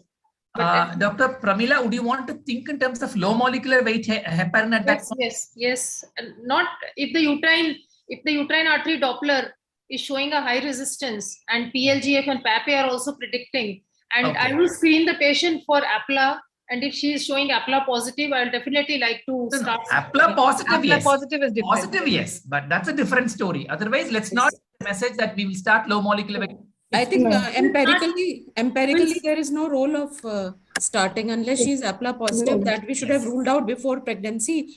And in early onset preeclampsia, we should always rule out APLA before she's going on to the next if the pregnancy. uterine artery Doppler and PLGF and PAPA are predicting preeclampsia, we can start low dose aspirin before the next trophoblastic invasion is there. Dr. Pramila will come to low dose aspirin, but I'm sure there's no role for low molecular weight heparin at this point of time unless you prove her to be positive. And placental growth factor, actually, you do between 20 to 35 weeks. And that's what she was we are mentioning. doing at the first in the first aneuploidy screening only. We are doing PLG. And then they just predict the prognosis rather we than did helping discuss in with the Dr. Chinmay. Sir, I would like to mention here that we already know that this patient has been a preeclampsia in a previous pregnancy, and she presented with PRES. So this is a high risk already patient. So we can do the routine aneuploidy markers and start her with 150 grams of aspirin. Yes. We are coming to Archana. We are coming to that. I'm not at all against aspirin. We're just coming to aspirin. I was just wanting to finish off with Dr. Chinmayi. Chinmayi, because we said Doppler, uterine artery, why not? We have answers, and I think you covered a little bit of it. What is your idea on imaging the uteroplacental circulation space? Is it that the fetal maternal specialist would want to do in future? It's not possible to do now, or what is your thought on the UPCS? So the uteroplacental circulation space is something that will come up eventually, maybe.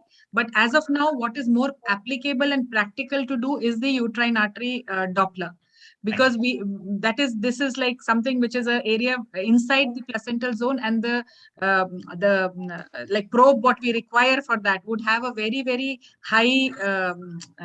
I mean, the resolution has to be high, the penetration will be very low. So it's a little difficult, sir, not very practical. So you would want a better Volusen or somebody to come with a better machine with a good resolution. So, sir, in Japan, there are some studies they're doing, but that probe is humongously priced at the moment. Okay, so this is what is in future for screening for IUGR as well as for preeclampsia. This is called as the uteroplacental circulation space, where we quantify the amount of blood in the vessel and in the placental space by using the three-dimensional power Doppler angiography, and it's still not come out for the very simple reason it is a skyrocketing price, and we have not. But then I'm sure over the next 10 years, the people like Chinmayi would be talking about the uteroplacental circulation space. And now the question is, let us just go to Dr. Mala. What would be your thought of starting her on aspirin and anything else to prevent preeclampsia? They did mention about low molecular weight heparin and low dose aspirin. If so, how much would you start, and what is your thought on that? For a prevention of, this is a high risk patient, so we like to start 150 milligram of ecosprin right from the first trimester itself, if possible, because when we are having the evidences that she's, first, from the history, we know that she's a high-risk patient. And second, if we have the evidences that she's high risk for preeclampsia or IUGR in this particular pregnancy, we'll definitely start 150 milligram of ecosprin right from the first trimester. And any preferences of the timing of ecosprin? Bedtime. Start before 16 weeks. Okay, 16 and bedtime is an answer which some said yes. And there has been treatment evaluated for prevention of preeclampsia, and all of them have been evaluated here. And pharmacological, we've had evaluations with all these drugs, nutritional, yes, lifestyle interventions. And ladies and gentlemen, we have had enough evidences. And what Dr. Pramila was telling about the low molecular weight heparin, if it is APLA positive, but then otherwise no. So all of them have been studied enough, but then none of them have been RCTs or big enough studies to prove that. And at the moment, none of this, what I'm showing on the slide, has any role. They are all observational studies with only a little bit of here and there. No role for dietary salt. We'll come to that a little later. Here it is. And these are the interventions that are not recommended for prevention or treatment of preeclampsia. Bed rest, no role. Strict bed rest, no role. Restriction of dietary salt, no role. Vitamin D supplementation, no role. Individual or combined vitamin C and E supplementation during pregnancy, no role. Diuretics, thiazides, no role. Use of corticosteroids for help, we will not help. That has got a no role, and quality of evidence being here and there. And now, ladies and gentlemen, the only role for prevention of preeclampsia is aspirin at around 12 weeks for women at high risk of preeclampsia. Calcium supplementation with low dietary calcium, and all of us are low dietary calcium. So we'll start calcium for every woman. Not advisable to recommend low molecular weight heparin, progesterone, nitric oxide donors, diuretic agents, and antihypertensive drugs for prevention. And there's no strong evidence to support the recommendation of diet with magnesium, antioxidant, marine oil, fish. The Phytox study came in, the CLASP trial went in, the BLAST trial went in, folic acid, no role. For prevention, lifestyle interventions like bed rest, exercise, low salt diet, only on a personal preference, and there's no recommendation at the moment. And what was the recommendation? I'm sure all of you did say, Chinmay mentioned about it, and everybody wanted to start 150 milligrams of aspirin. This trial came in a couple of years back, 2017 to 18, and that very clearly said it will prevent preterm preeclampsia, and they started 150 milligrams of aspirin. And so somebody who uses 75 milligrams of aspirin, please change it to 150 and 150 again. Is still low dose, it is not high dose. Only 500 milligrams of aspirin is high dose. Let's put that message very clear. People who are using 75, please change it to 150 for preeclampsia prevention. Right? Let's not go into the cardiology studies because that's going to be different. They still use 75, but for prevention of preeclampsia, here we're doing the mother, the baby, and the placenta with the Chinmay was dealing with so far for the last 45 minutes. And so we need the aspirin penetration. 150 is again a very small dose. It is still low dose aspirin. There's no doubt about it. It does not cause any irritation, gastric irritation, nothing. And now let me ask Dr. Archana, what is your thought on proteinuria, edema, which was included in the criteria of diagnosis of preeclampsia some time back? And I thought somebody in the beginning mentioned, oh, edema, I'm not bothered, but proteinuria, I'm bothered. And I think somebody said that we will use 24-hour protein estimation for diagnosis and treatment and things like that. What is your thought? So previously we used to add proteinuria whenever we used to diagnose preeclampsia, but now it is said that it can be proteinuria along with end organ disease, or it may be either proteinuria or a symptom which shows an end organ disease. Fine. So, okay. So edema, what is your thought? If the full legs, 2 legs are having edema, would it be or it's not worrisome? Unless you have taken a say that it's not a not a thrombus in the legs. That is a different story. So if the edema has it's going very fast and involve both the legs up to the involving whole of the body or both the legs, if it is only limited up to ankles, I'm not very much concerned about it, but it's going higher up, then definitely I'm concerned. And if it's going very quick, so we were using a typical triad. Sorry. Yeah, we have to see the weight gain also of the patient. If the patient is showing excessive weight gain along with the edema, it is showing fluid retention, which can be a predecessor to the preeclampsia. Perfect. But for diagnosis of preeclampsia, we were using the typical triad of BP, proteinuria, edema. No. Edema has gone out. Whether we like it or not, that is not the concern now. And so we would not be bothered about as long as the edema is not very big and above the ankles. Yes, then we'll be bothered. Otherwise, we will not be bothered. So, sir, I just wanted to, because I was the one who had said that at that time, that was mainly for this purpose only, because at that time we were just making the diagnosis. So for that diagnosis purpose, we do not include edema per se. Of course, if it is extraordinarily too much of edema, we have to rule out some other causes also. And similarly, weight gain is out. And for the proteinuria also, proteinuria nowadays is not important for labeling it as preeclampsia. There are other features which could be there, the severe features. But if it is there because you were putting it in the, findings.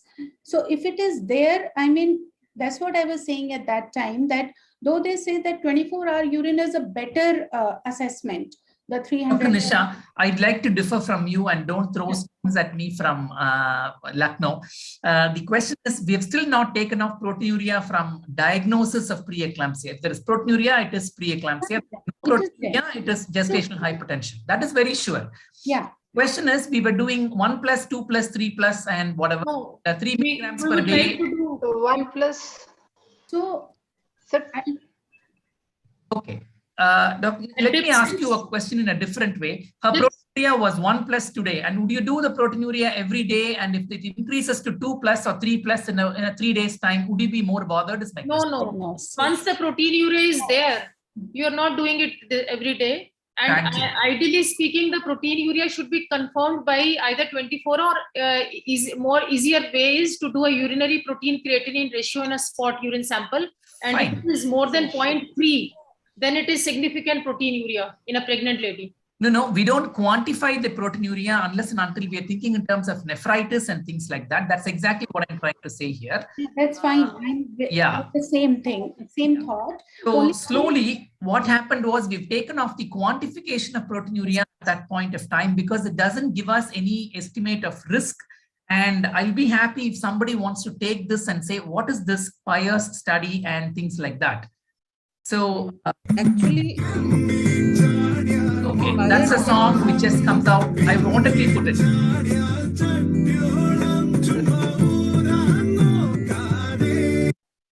That was a Malayali song which says Chemmin Chadia Muttolam, which only means fish which can fly only can fly to a certain level. More than that, it can't.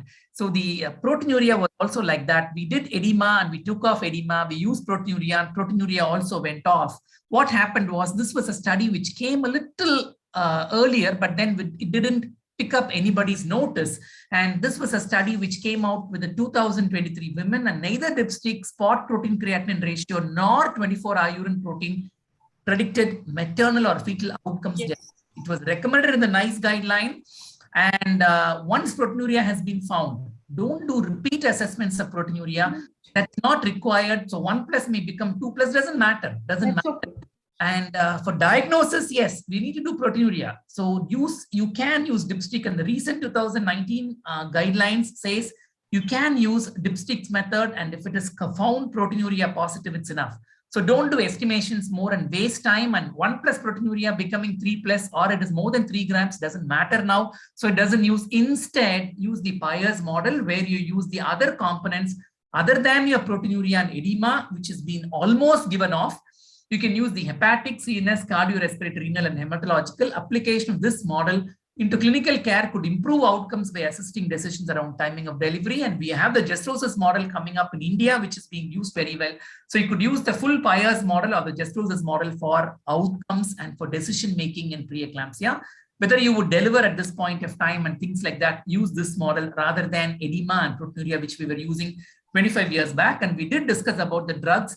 And let's just be clear and say we will not use AC inhibitors and ARBs, which are contraindicated in the antenatal period. We did discuss about all the other drugs, and so we will not waste time there. Now, Dr. Vinita, madam, would you want to take a call and say, sometime back, we were all worried whether if she was on magnesium sulfate, would we use nifedipine, because both of them would compete for the calcium channel blocker and magnesium sulfate. So would you be worried if somebody is on Maxelf, nifedipine cannot be the drug of choice? Like mostly we are using labetalol. So if what I'm asking is, if Maxelf is used, if she is on, use nifedipine. In some cases, it can cause severe hypotension. Synergistic hypotension, headache, which we said, but combination of Maxelf was nifedipine, any worries? Previous worries were they had a synergistic effect, so more of the sympathetic effects would be there. Perfect. So that's the answer I want. There are no contraindications. The risk of neuromuscular blockade is less than 1%. So if at all the candidate is good enough to be used nifedipine, go ahead and use nifedipine, even if she's on magnesium sulfate. So there are no contraindications for concomitant use of both. Nothing will happen, and there are enough studies to prove this. You can use labetalol, that's a different story. But if you are to use nifedipine, you can go ahead and use nifedipine. Nothing will happen by using this. Now we'll move on quick to the second case where I would want Chinmayi to answer more, but we will do this initial part with the others. Not that the others should not answer. Mrs. Growth, 28-year-old primary gravida, referred on 11th June 2017 from outside with a BP of 150/100 and a fetal growth restriction and improper scan report. She was on labetalol 100 milligram BD, and we have done everything like what the previous case. Let's not go into that discussion. System was normal, no pedal edema, proteinuria 2+, uterine height corresponding to 24 week size. Labs were normal. She was on 75 milligrams of aspirin, started outside, and now she is only 28 weeks. No, she's only 24, 25 weeks of pregnancy. And would you want to terminate pregnancy, do Dopplers, give steroids, give Maxilf? Dr. Mala, what would you want to do at this point of time? See, we would not like to terminate the pregnancy at this point. We will try to pull her through at least till 28 weeks so that we can give a viable baby to this patient, depending on our NICO standards. If our NICO is good, we keep the patient with us. If our NICO is not good, then we will try to transfer the patient to a tertiary care center. So this is one thing. We would like to continue the pregnancy. Definitely we will do Dopplers, though at this point Dopplers may or may not give us the right effect, flows, but still we would like to have a baseline Dopplers for this patient. What is the uterine flows and what is the umbilical flow at this point? Definitely after 26 weeks, we can give steroids, because if we are planning to deliver her at 28 weeks, we should make our baby ready to be delivered and to have the good lung maturity if we are delivering the baby at 28 weeks. Definitely there is a role of neuroprotection with Maxilf. So if we are delivering the baby at 28 weeks or 30 weeks, there is a role of neuroprotection and giving the baby neuroprotection with Maxilf and then deliver the baby so that the neuro outcome of the baby is good. Thank you. So that is what was done, and aspirin was increased to 150. I don't know. This is what was done. I'll be honest, but increasing aspirin to 150 at that point of time is of no role. But anyway, that was what was done. I was quite honest to put that here. And this was the growth, and Dopplers were done on that particular day. And this was the Doppler at 26 weeks and 1 day. I've not put all the pictures. We reached 6 weeks, and this is what happened. And Chinmayi, for you to read the Doppler, anyway, for somebody who can't read the Doppler, this is what happened. Singleton gestation corresponding to 26 weeks, HC at the 2nd centile, AC at the 1st centile, femur length at the 10th centile, and estimate fetal weight at the 4th centile. Umbilical artery, middle cerebral artery Dopplers were normal.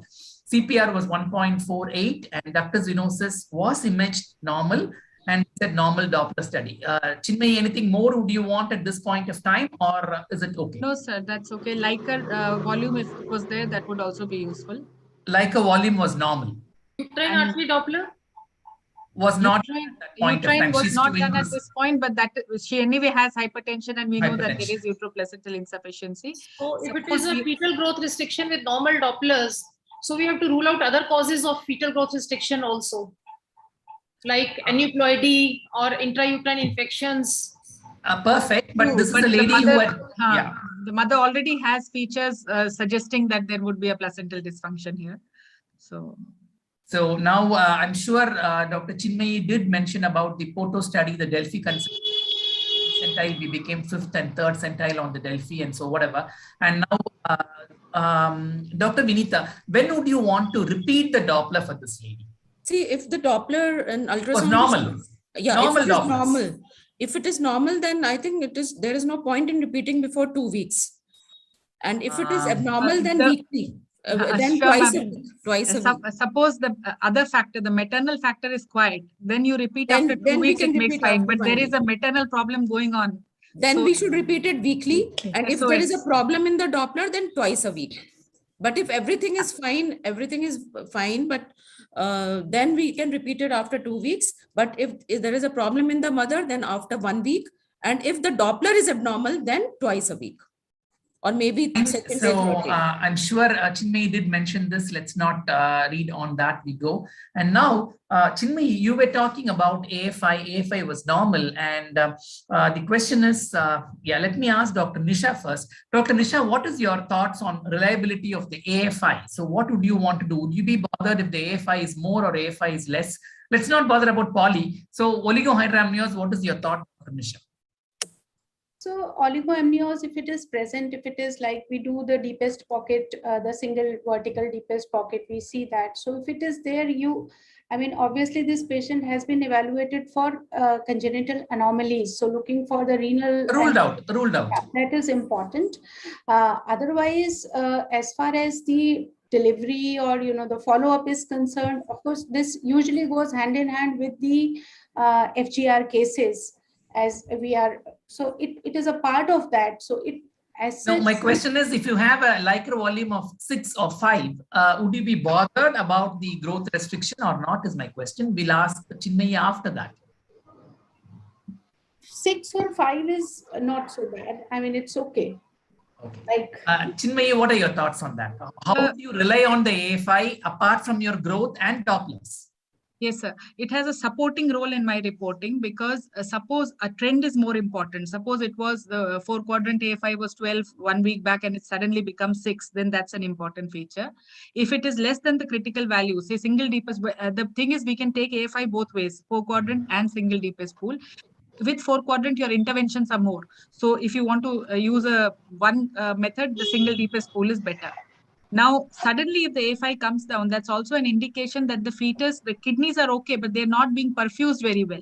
So renal perfusion has come down and therefore the Lycra has come down. AFI alone will not be my indication of delivering or not delivering, but it will be a supporting role in my... That's exactly what I wanted you to say. So please understand that AFI overdiagnoses oligomnios, whereas your single deep pocket overdiagnoses polyhydramnios. Let me reiterate the fact that in a polyhydramnios, don't do SDP, right? It overdiagnoses. In a oligomnios, don't do AFI, do the SDP.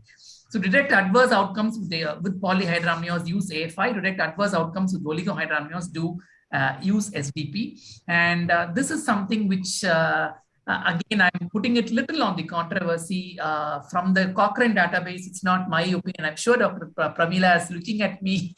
Limited evidence, and hence the inclusion of oligohydramnios in the management protocols of SGA, FGR is doubtful. So let us not base our decisions for delivery on the AFI, because AFI is not absolutely, if the AFI is 4 and your Dopplers are normal or just on the borderline, then I would be more bothered on the Doppler rather than on the AFI. Sometime back, we were bothered about the AFI only because that's what was imaged. And so now that the Dopplers have come in and all machines come with Dopplers, and so let us not base our decision making on the AFI. It will only be a supporting role. It is not probably the hero or heroine of the movie. It's only a character artist, and we will only base it as a supporting artist at the decision making or the climax. And the Dopplers were repeated on 16.6. Umbilical artery shows high resistance, middle cerebral artery Doppler redistribution, CPR 1.14, ductus venosus normal, and Dopplers were repeated on 36 at 28 weeks and 5 days. So this was the ratio. Chinmay, at this point of time, what would you want? Still okay, sir. Still okay, because your umbilical Doppler shows positive flows, and DV is normal. MCA is also within range. So 28 weeks, no need to intervene. Anybody else want to do something else? So we'll just continue monitoring biometry every 2 weeks and Doppler every week till it is showing high resistance. When it is absent or reversal, then we'll take a call. Okay, fine. Perfect. And now the last part of the talk, Dr. Aarti and Radhika, we will finish in 5-6 minutes now. The question is now, this lady this is a true case, absolutely 2017. And she's been in and out of labor room and ward, and then the ultrasound room, the fetal maternal unit. And she's had 3 or 4 Dopplers, of which 1 or 2 only I've mentioned out here. And so she's been in and out. And from the patient's point of view, Dr. Pramila, what would be your thought on how many Dopplers would you do, and when only you will think in terms of delivering this lady? Till the umbilical artery is showing a high resistance flow and the cerebroplacental ratio is more than 1, and I will continue to monitor her Doppler because her growth is less than 5th percentile. I'll continue to monitor her with a strict fetal movement count, the maternal condition regarding her BP and lab parameters, whether she is going into for preeclampsia with severe features. No, she's been doing well. That we would have dealt, isn't it? So now entirely on the biometry every 2 weeks, whether the growth is to know about the fetal growth, and take a call. Till if she continues like this, I will continue her till 34 weeks. But if the umbilical artery shows absent or reversal, then I have to take a call.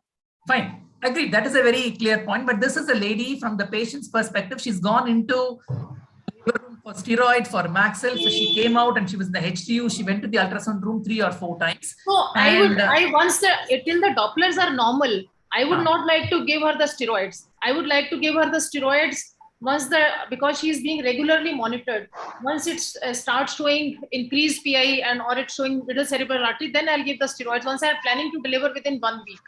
Fine. Okay, fine. So, Chinmayi, what is your thought, and how many times and how often would you want to come, and what would be your indication for termination at this point? Her BP has been always 140/90, and she settled with the labetalol she had. Lab parameters were okay. The Dopplers are my only method of ensuring that the fetus is okay inside.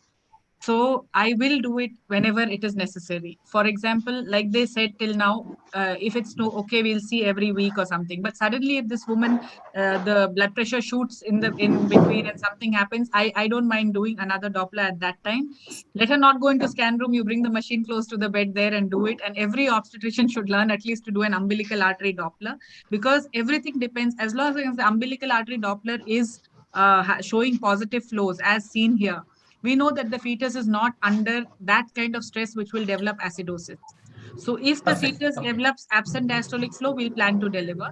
Otherwise, we'll just monitor that way. How often? Really, sir, it is SOS. Sometimes we do daily Dopplers also. Yes. Fine. Now let me.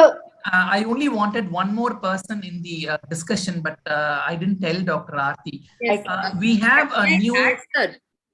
So when there is an absent and diastolic flow, we do it daily. No, I agree, Dr. Mala. I'm not at all against anybody's version what you have said here, but we need to understand that the patient goes in and out. That's one point. And as Chinmayi said, we'll bring the machine to the patient very comfortable.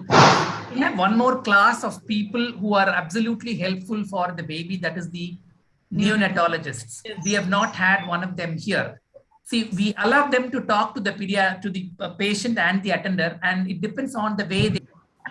So my neonatologist here in Ramchandra would say that any baby you have pulled in with a decent Doppler till 27, 28 weeks, they will guarantee a 90% take-home baby rate. So they go talk to the baby, to the mother, and they have a counseling session with them. So when they give that point of promise to the patient, from the patient, please, this is what happened in this case, and that is why I put on this case here. And let us not go this. Yeah. No, sir. Sir, if it is a maternal indication, then maybe that makes sense. But if it's just a fetal maternal indication, we take the decision. She throws a fit, lab parameters are bad, we will terminate pregnancy. That's a different story. This is absolutely, her BP has been 140/90. But fetal indications are delivering just because the NICU is comfortable. I don't think that's how we should take it. Perfect. Okay, fine. So now, 29 weeks, 6 days, 1 week later, Dopplers were done. On this day, this is the Doppler which said. So the CPR was still normal, and this is all true Dopplers, and I've not manipulated anything except the name of the patient. And unfortunately, or fortunately, whatever you want to call, patient was sectioned after that Doppler at 30 weeks for obvious reasons that the neonatologist said that the baby was doing very comfortable to deliver at 30 weeks, and patient saw some auspicious daytime, etc. She's been with us from 24, 25 weeks till 30 weeks. And as I said, she was in and out. And so she was sectioned at 30 weeks of gestation with a UTR, and the Dopplers were at the same point of time. BP set with antihypertensive. Baby weight was 1.1, and baby was in the NICU on ventilatory support, on CPAP, on day 4, on room air. Was kept in the NICU till day 12 due to the sepsis for which baby was treated, and then the IV antibiotics, and baby got discharged subsequently after that. So we need to understand that it is the intention of the neonatologist also, and what Chinmayi brought out, just because they are comfortable to deliver, it doesn't mean we deliver at 30 weeks. Because 1 week given is 1 week given, and even if they gain 20, 30 grams in that, that's perfect, and as well as the Doppler. And neurodevelopment is also better the more the period of gestation. Perfect, I agree. Dr. Chinmayi, one more question which I skipped. When would you do an aortic isthmus Doppler? So aortic isthmus Doppler, sir, we do whenever we have to try the decision of whether we deliver today or tomorrow, because aortic isthmus is that interface between the oxygenated and deoxygenated blood. It is just before the ductus arteriosus joins the circulation. So the circulation to the brain goes first. Whatever is the outflow from the fetal heart, the most oxygenated possible blood goes directly into the cerebral circulation. Now, if there is a reversal of the aortic isthmus, some amount of deoxygenated blood that joins in because of the ductus arteriosus starts going into the brain. So when aortic isthmus is abnormal, the chances of neurological morbidity increase. So suppose I am okay with my heart, but my brain dysfunction is what I want to look at. That means survival is not a problem, but intact survival could be a problem. Then I need to do my aortic isthmus.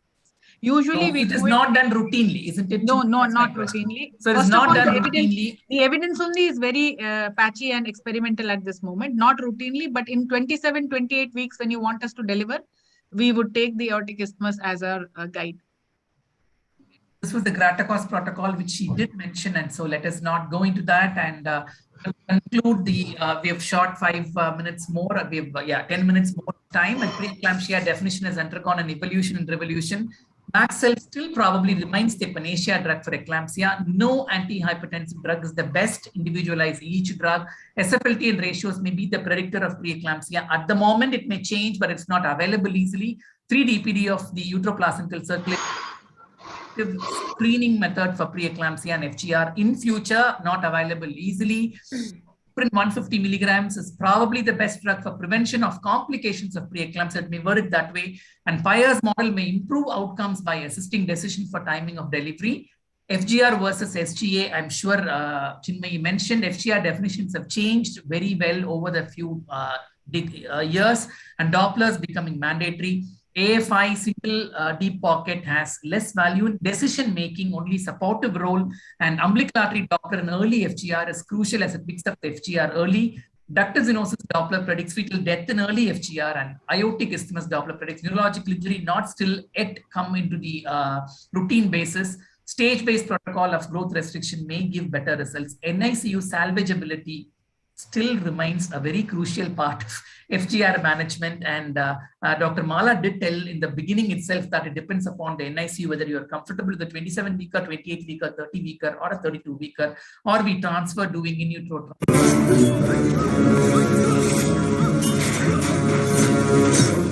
എന്റെ ആളുകളെ വെച്ച് എന്റെ മുതുകത്ത് കുത്തുന്നോ? എന്തൊരു നരിത്തന്ത്രം! ഇത് നരിത്തന്ത്രമല്ല Marthanda, രാജതന്ത്രമാണ്. So ladies and gentlemen, whatever method you use, tackle the enemy, that is preeclampsia and growth restriction, and save the baby which is there in your hand, like what this lady in Bahubali did. And I'm ending this slideshow, and I would request each one of the panelists to give one line of consensus opinion if you have left out something. We'll start with Vinita, madam. Dr. Vinita, anything else you want to say? I just want to say that that we have atypical preeclampsia, so we should be very careful that even when sometimes the blood pressure may not be high when the patient may straight away come with HELLP syndrome. So atypical preeclampsia we should be able to identify. Otherwise, we will miss out the patients with HELLP syndrome, because 20% of the patients with HELLP syndrome, they may have a normal blood pressure. This is one thing.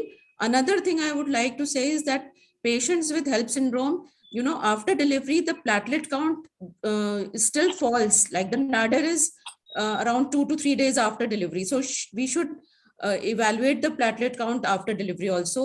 Other parameters, they start improving except for the platelet count. And that is why sometimes you have those rectal sheath hematoma and all after cesarean. So these are the two things I would like to say. Thank you. Dr. Chinmayi, anything more? One thing I want to ask you is, why did you do the section at 30 weeks when the Doppler was fine? We could have waited longer, because every day in utero improves the survival rate. I agree. I didn't disagree with any of you. I said that the patient saw a very auspicious date on that day. And she said, what are you going to gain out of it? Another 20 grams. And that is what was counseled by the neonatologist also. That's what I'm trying to say. It's the role of the neonatologist, which is very important. And we need to take that into concern. I disagree, doctor. I disagree. I also disagree. In influence, no, we cannot be dictated by patients. I disagree with you, madam. You have a child with a neurological deficit all life, and understood. All silent sheets are laid down later on. Very clear. I disagree 100%. I also disagree, but I was honest enough to put the truth of that particular case, but we only have to bring about the fact. Teach the patients. We have to teach the patients. I agree with you. I am not refuting the argument even 1%. I agree. And she said, what am I going to gain? It's only, we did counsel her on either sides, and that is what happened. And the truth, and so I wanted to be truthful to all of you. So that's what happened, and these things do happen. and we learned lessons from patients. This was a case managed in 2017, after which all of us became strong enough, including the sonology aspect. So yes, Dr. Chinmayi, would you want to say anything more on this? No, sir, I think it has been pretty comprehensive. The most important thing is like here, the placenta instead of supporting role becomes the villain, and we can't get rid of that placenta. Okay.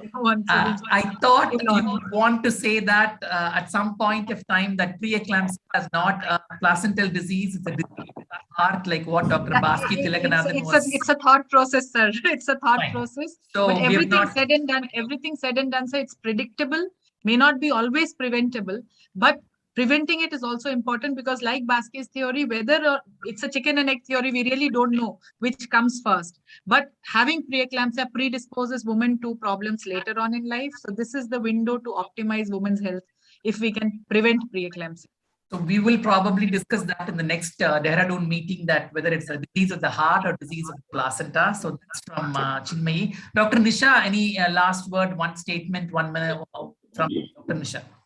So basically, we know that it is such a disease, for the peripheral centers, early diagnosis and referral to the places where proper HDU and NICU facility, that is the main thing that I would like to convey to the audience. Thank you. Dr. Mala, you want to say something at the end of the show? To also remember there's an entity called postpartum eclampsia as well. So patient may be having normotensive throughout the antenatal period, but suddenly we have to also, even after delivery, we should monitor her blood pressure because there's some percentage of patients have postpartum eclampsia and we should not ignore those patients. Definitely, no doubt. Yeah. Dr. Pramila, anything else you want to say? Yes. Actually, if the patient is being screened for the nuchal scan, uterine artery Doppler must be included to predict the preeclampsia. And if the uterine artery Doppler is increased, the patient must be started on low dose aspirin. And secondly, at the peripheral levels, if we really want to reduce the mortality and morbidity because of hypertensive disorders, proper checking of the blood pressure of every antenatal patient at every visit must be stressed upon in the peripheral centers. And they should be taught about the magnesium sulfate prophylaxis if the patient is coming with a severe hypertension or any symptoms suggesting imminent eclampsia. And thirdly, I would like to suggest that these patients who have developed gestational hypertension and post preeclampsia, they must be counseled, they must be rechecked at 12 weeks to reclassify them whether they were chronic hypertensives or it was a transient hypertension of the pregnancy. And they should be counseled because even if it was a gestational hypertension or preeclampsia, they are at high risk of developing cardiovascular diseases later in life. So they should be have lifestyle management and they should closely watch their blood pressure and lipid profiles and all. And this follow-up should be there. Yeah, thank you very much. And thank you so much for excellent moderation of the panel. It was my pleasure to have all 6 of you here and who gave very valuable inputs, and it was fantastic having all 6 of you, and each of you did your own wonderful contributions in spite of no questions being given, because I thought there's nothing in giving a question to a panelist and ask them to prepare, because all of you are so elite and seniors and so wonderful panelists. So I thought there's no point in giving questions to any of them and say, would you start or would you not start? I think it was quite fantastic, the extempore way we took it. And thank you, Dr. Aarti and Radhika, for calling us to this Dehradun Society, the gods. And thank you very much. And happy to have concluding remarks from the organizers. Thank you. Thank you, Dr. Palani. Thank you, Dr. Palani, sir. It was a wonderful presentation. Each point was brought out by the panelists very well.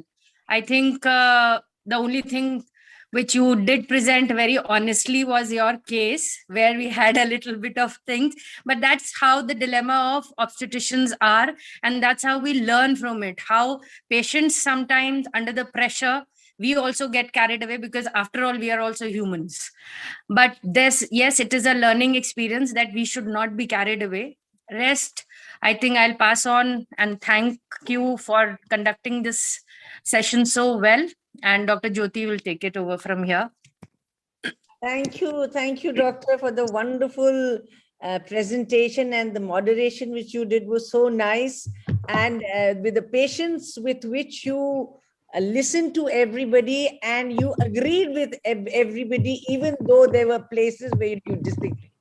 And you made them feel that, yes, it could be done, but this is the right way. It was so humbly conducted. I really thank you for the lovely moderation. On all the panelists, of course, all of them are so learned.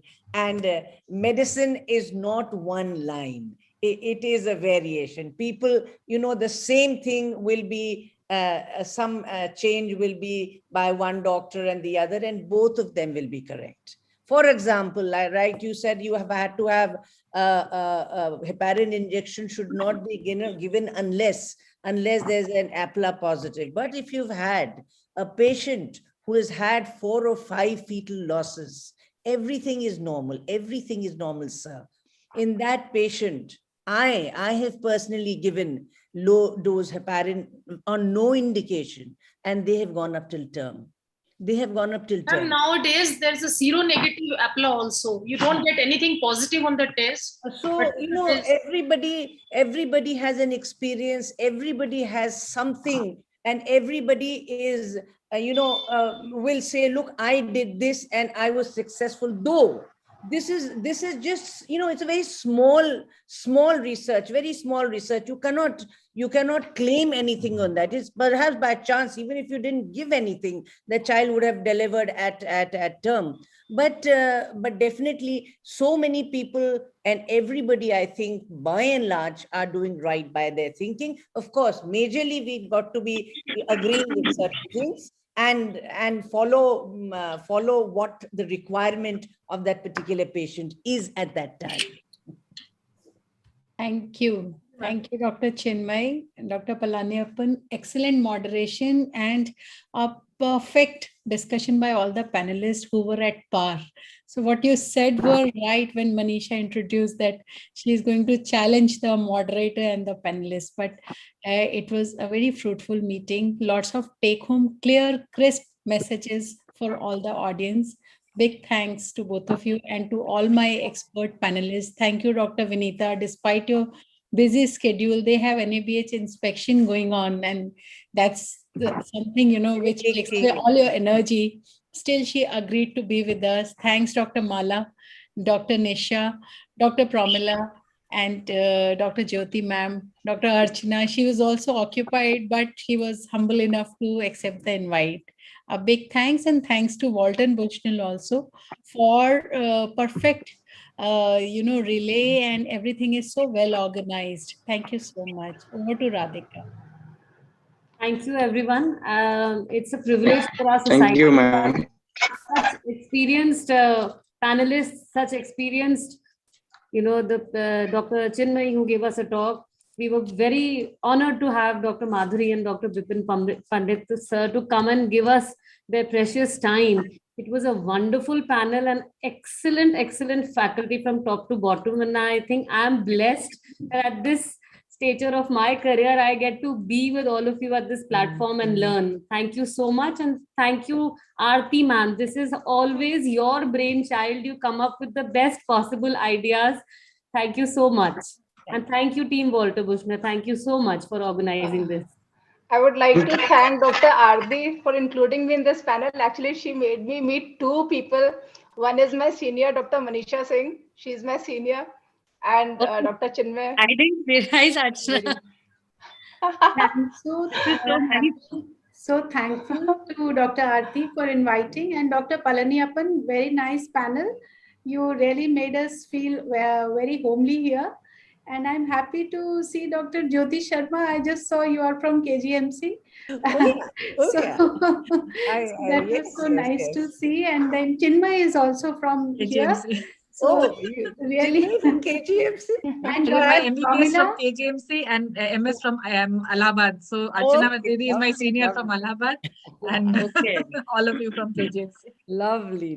Thank you. And Dr. Pramila has been a senior at AIMS New Delhi long back. So I was just reading your CV.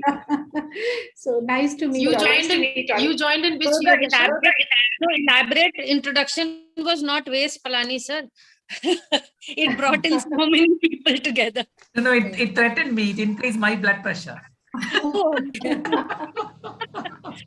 Your you physical handled videos the were like- hypertension well, like Yeah. the panel. But we were scared because you never shared. We were like, I thought, I don't know what he's going to bring out. You mean to say this should have been shared? There was nothing for us to No, share. no, All of you it were is good. fantastic. Extempore is good. Yeah, it is Suspect good. cases. Great. It was a very nicely conducted panel, Doctor. Yeah. Practical cases. And the talk was also very good, Dr. Chinmay. Excellent talk. Yeah, true, Chinmay. Very nice. Great Dr. Aarti, very well done. Dr. And Aarti, what I'm going to ask you in return is, Dr. Aarti, we need a physical meeting in Dehradun, and Definitely. and Chinmay definitely. Definitely. It'll And be we want to have Yeah. our honor. the same group and other guests also, but Sure.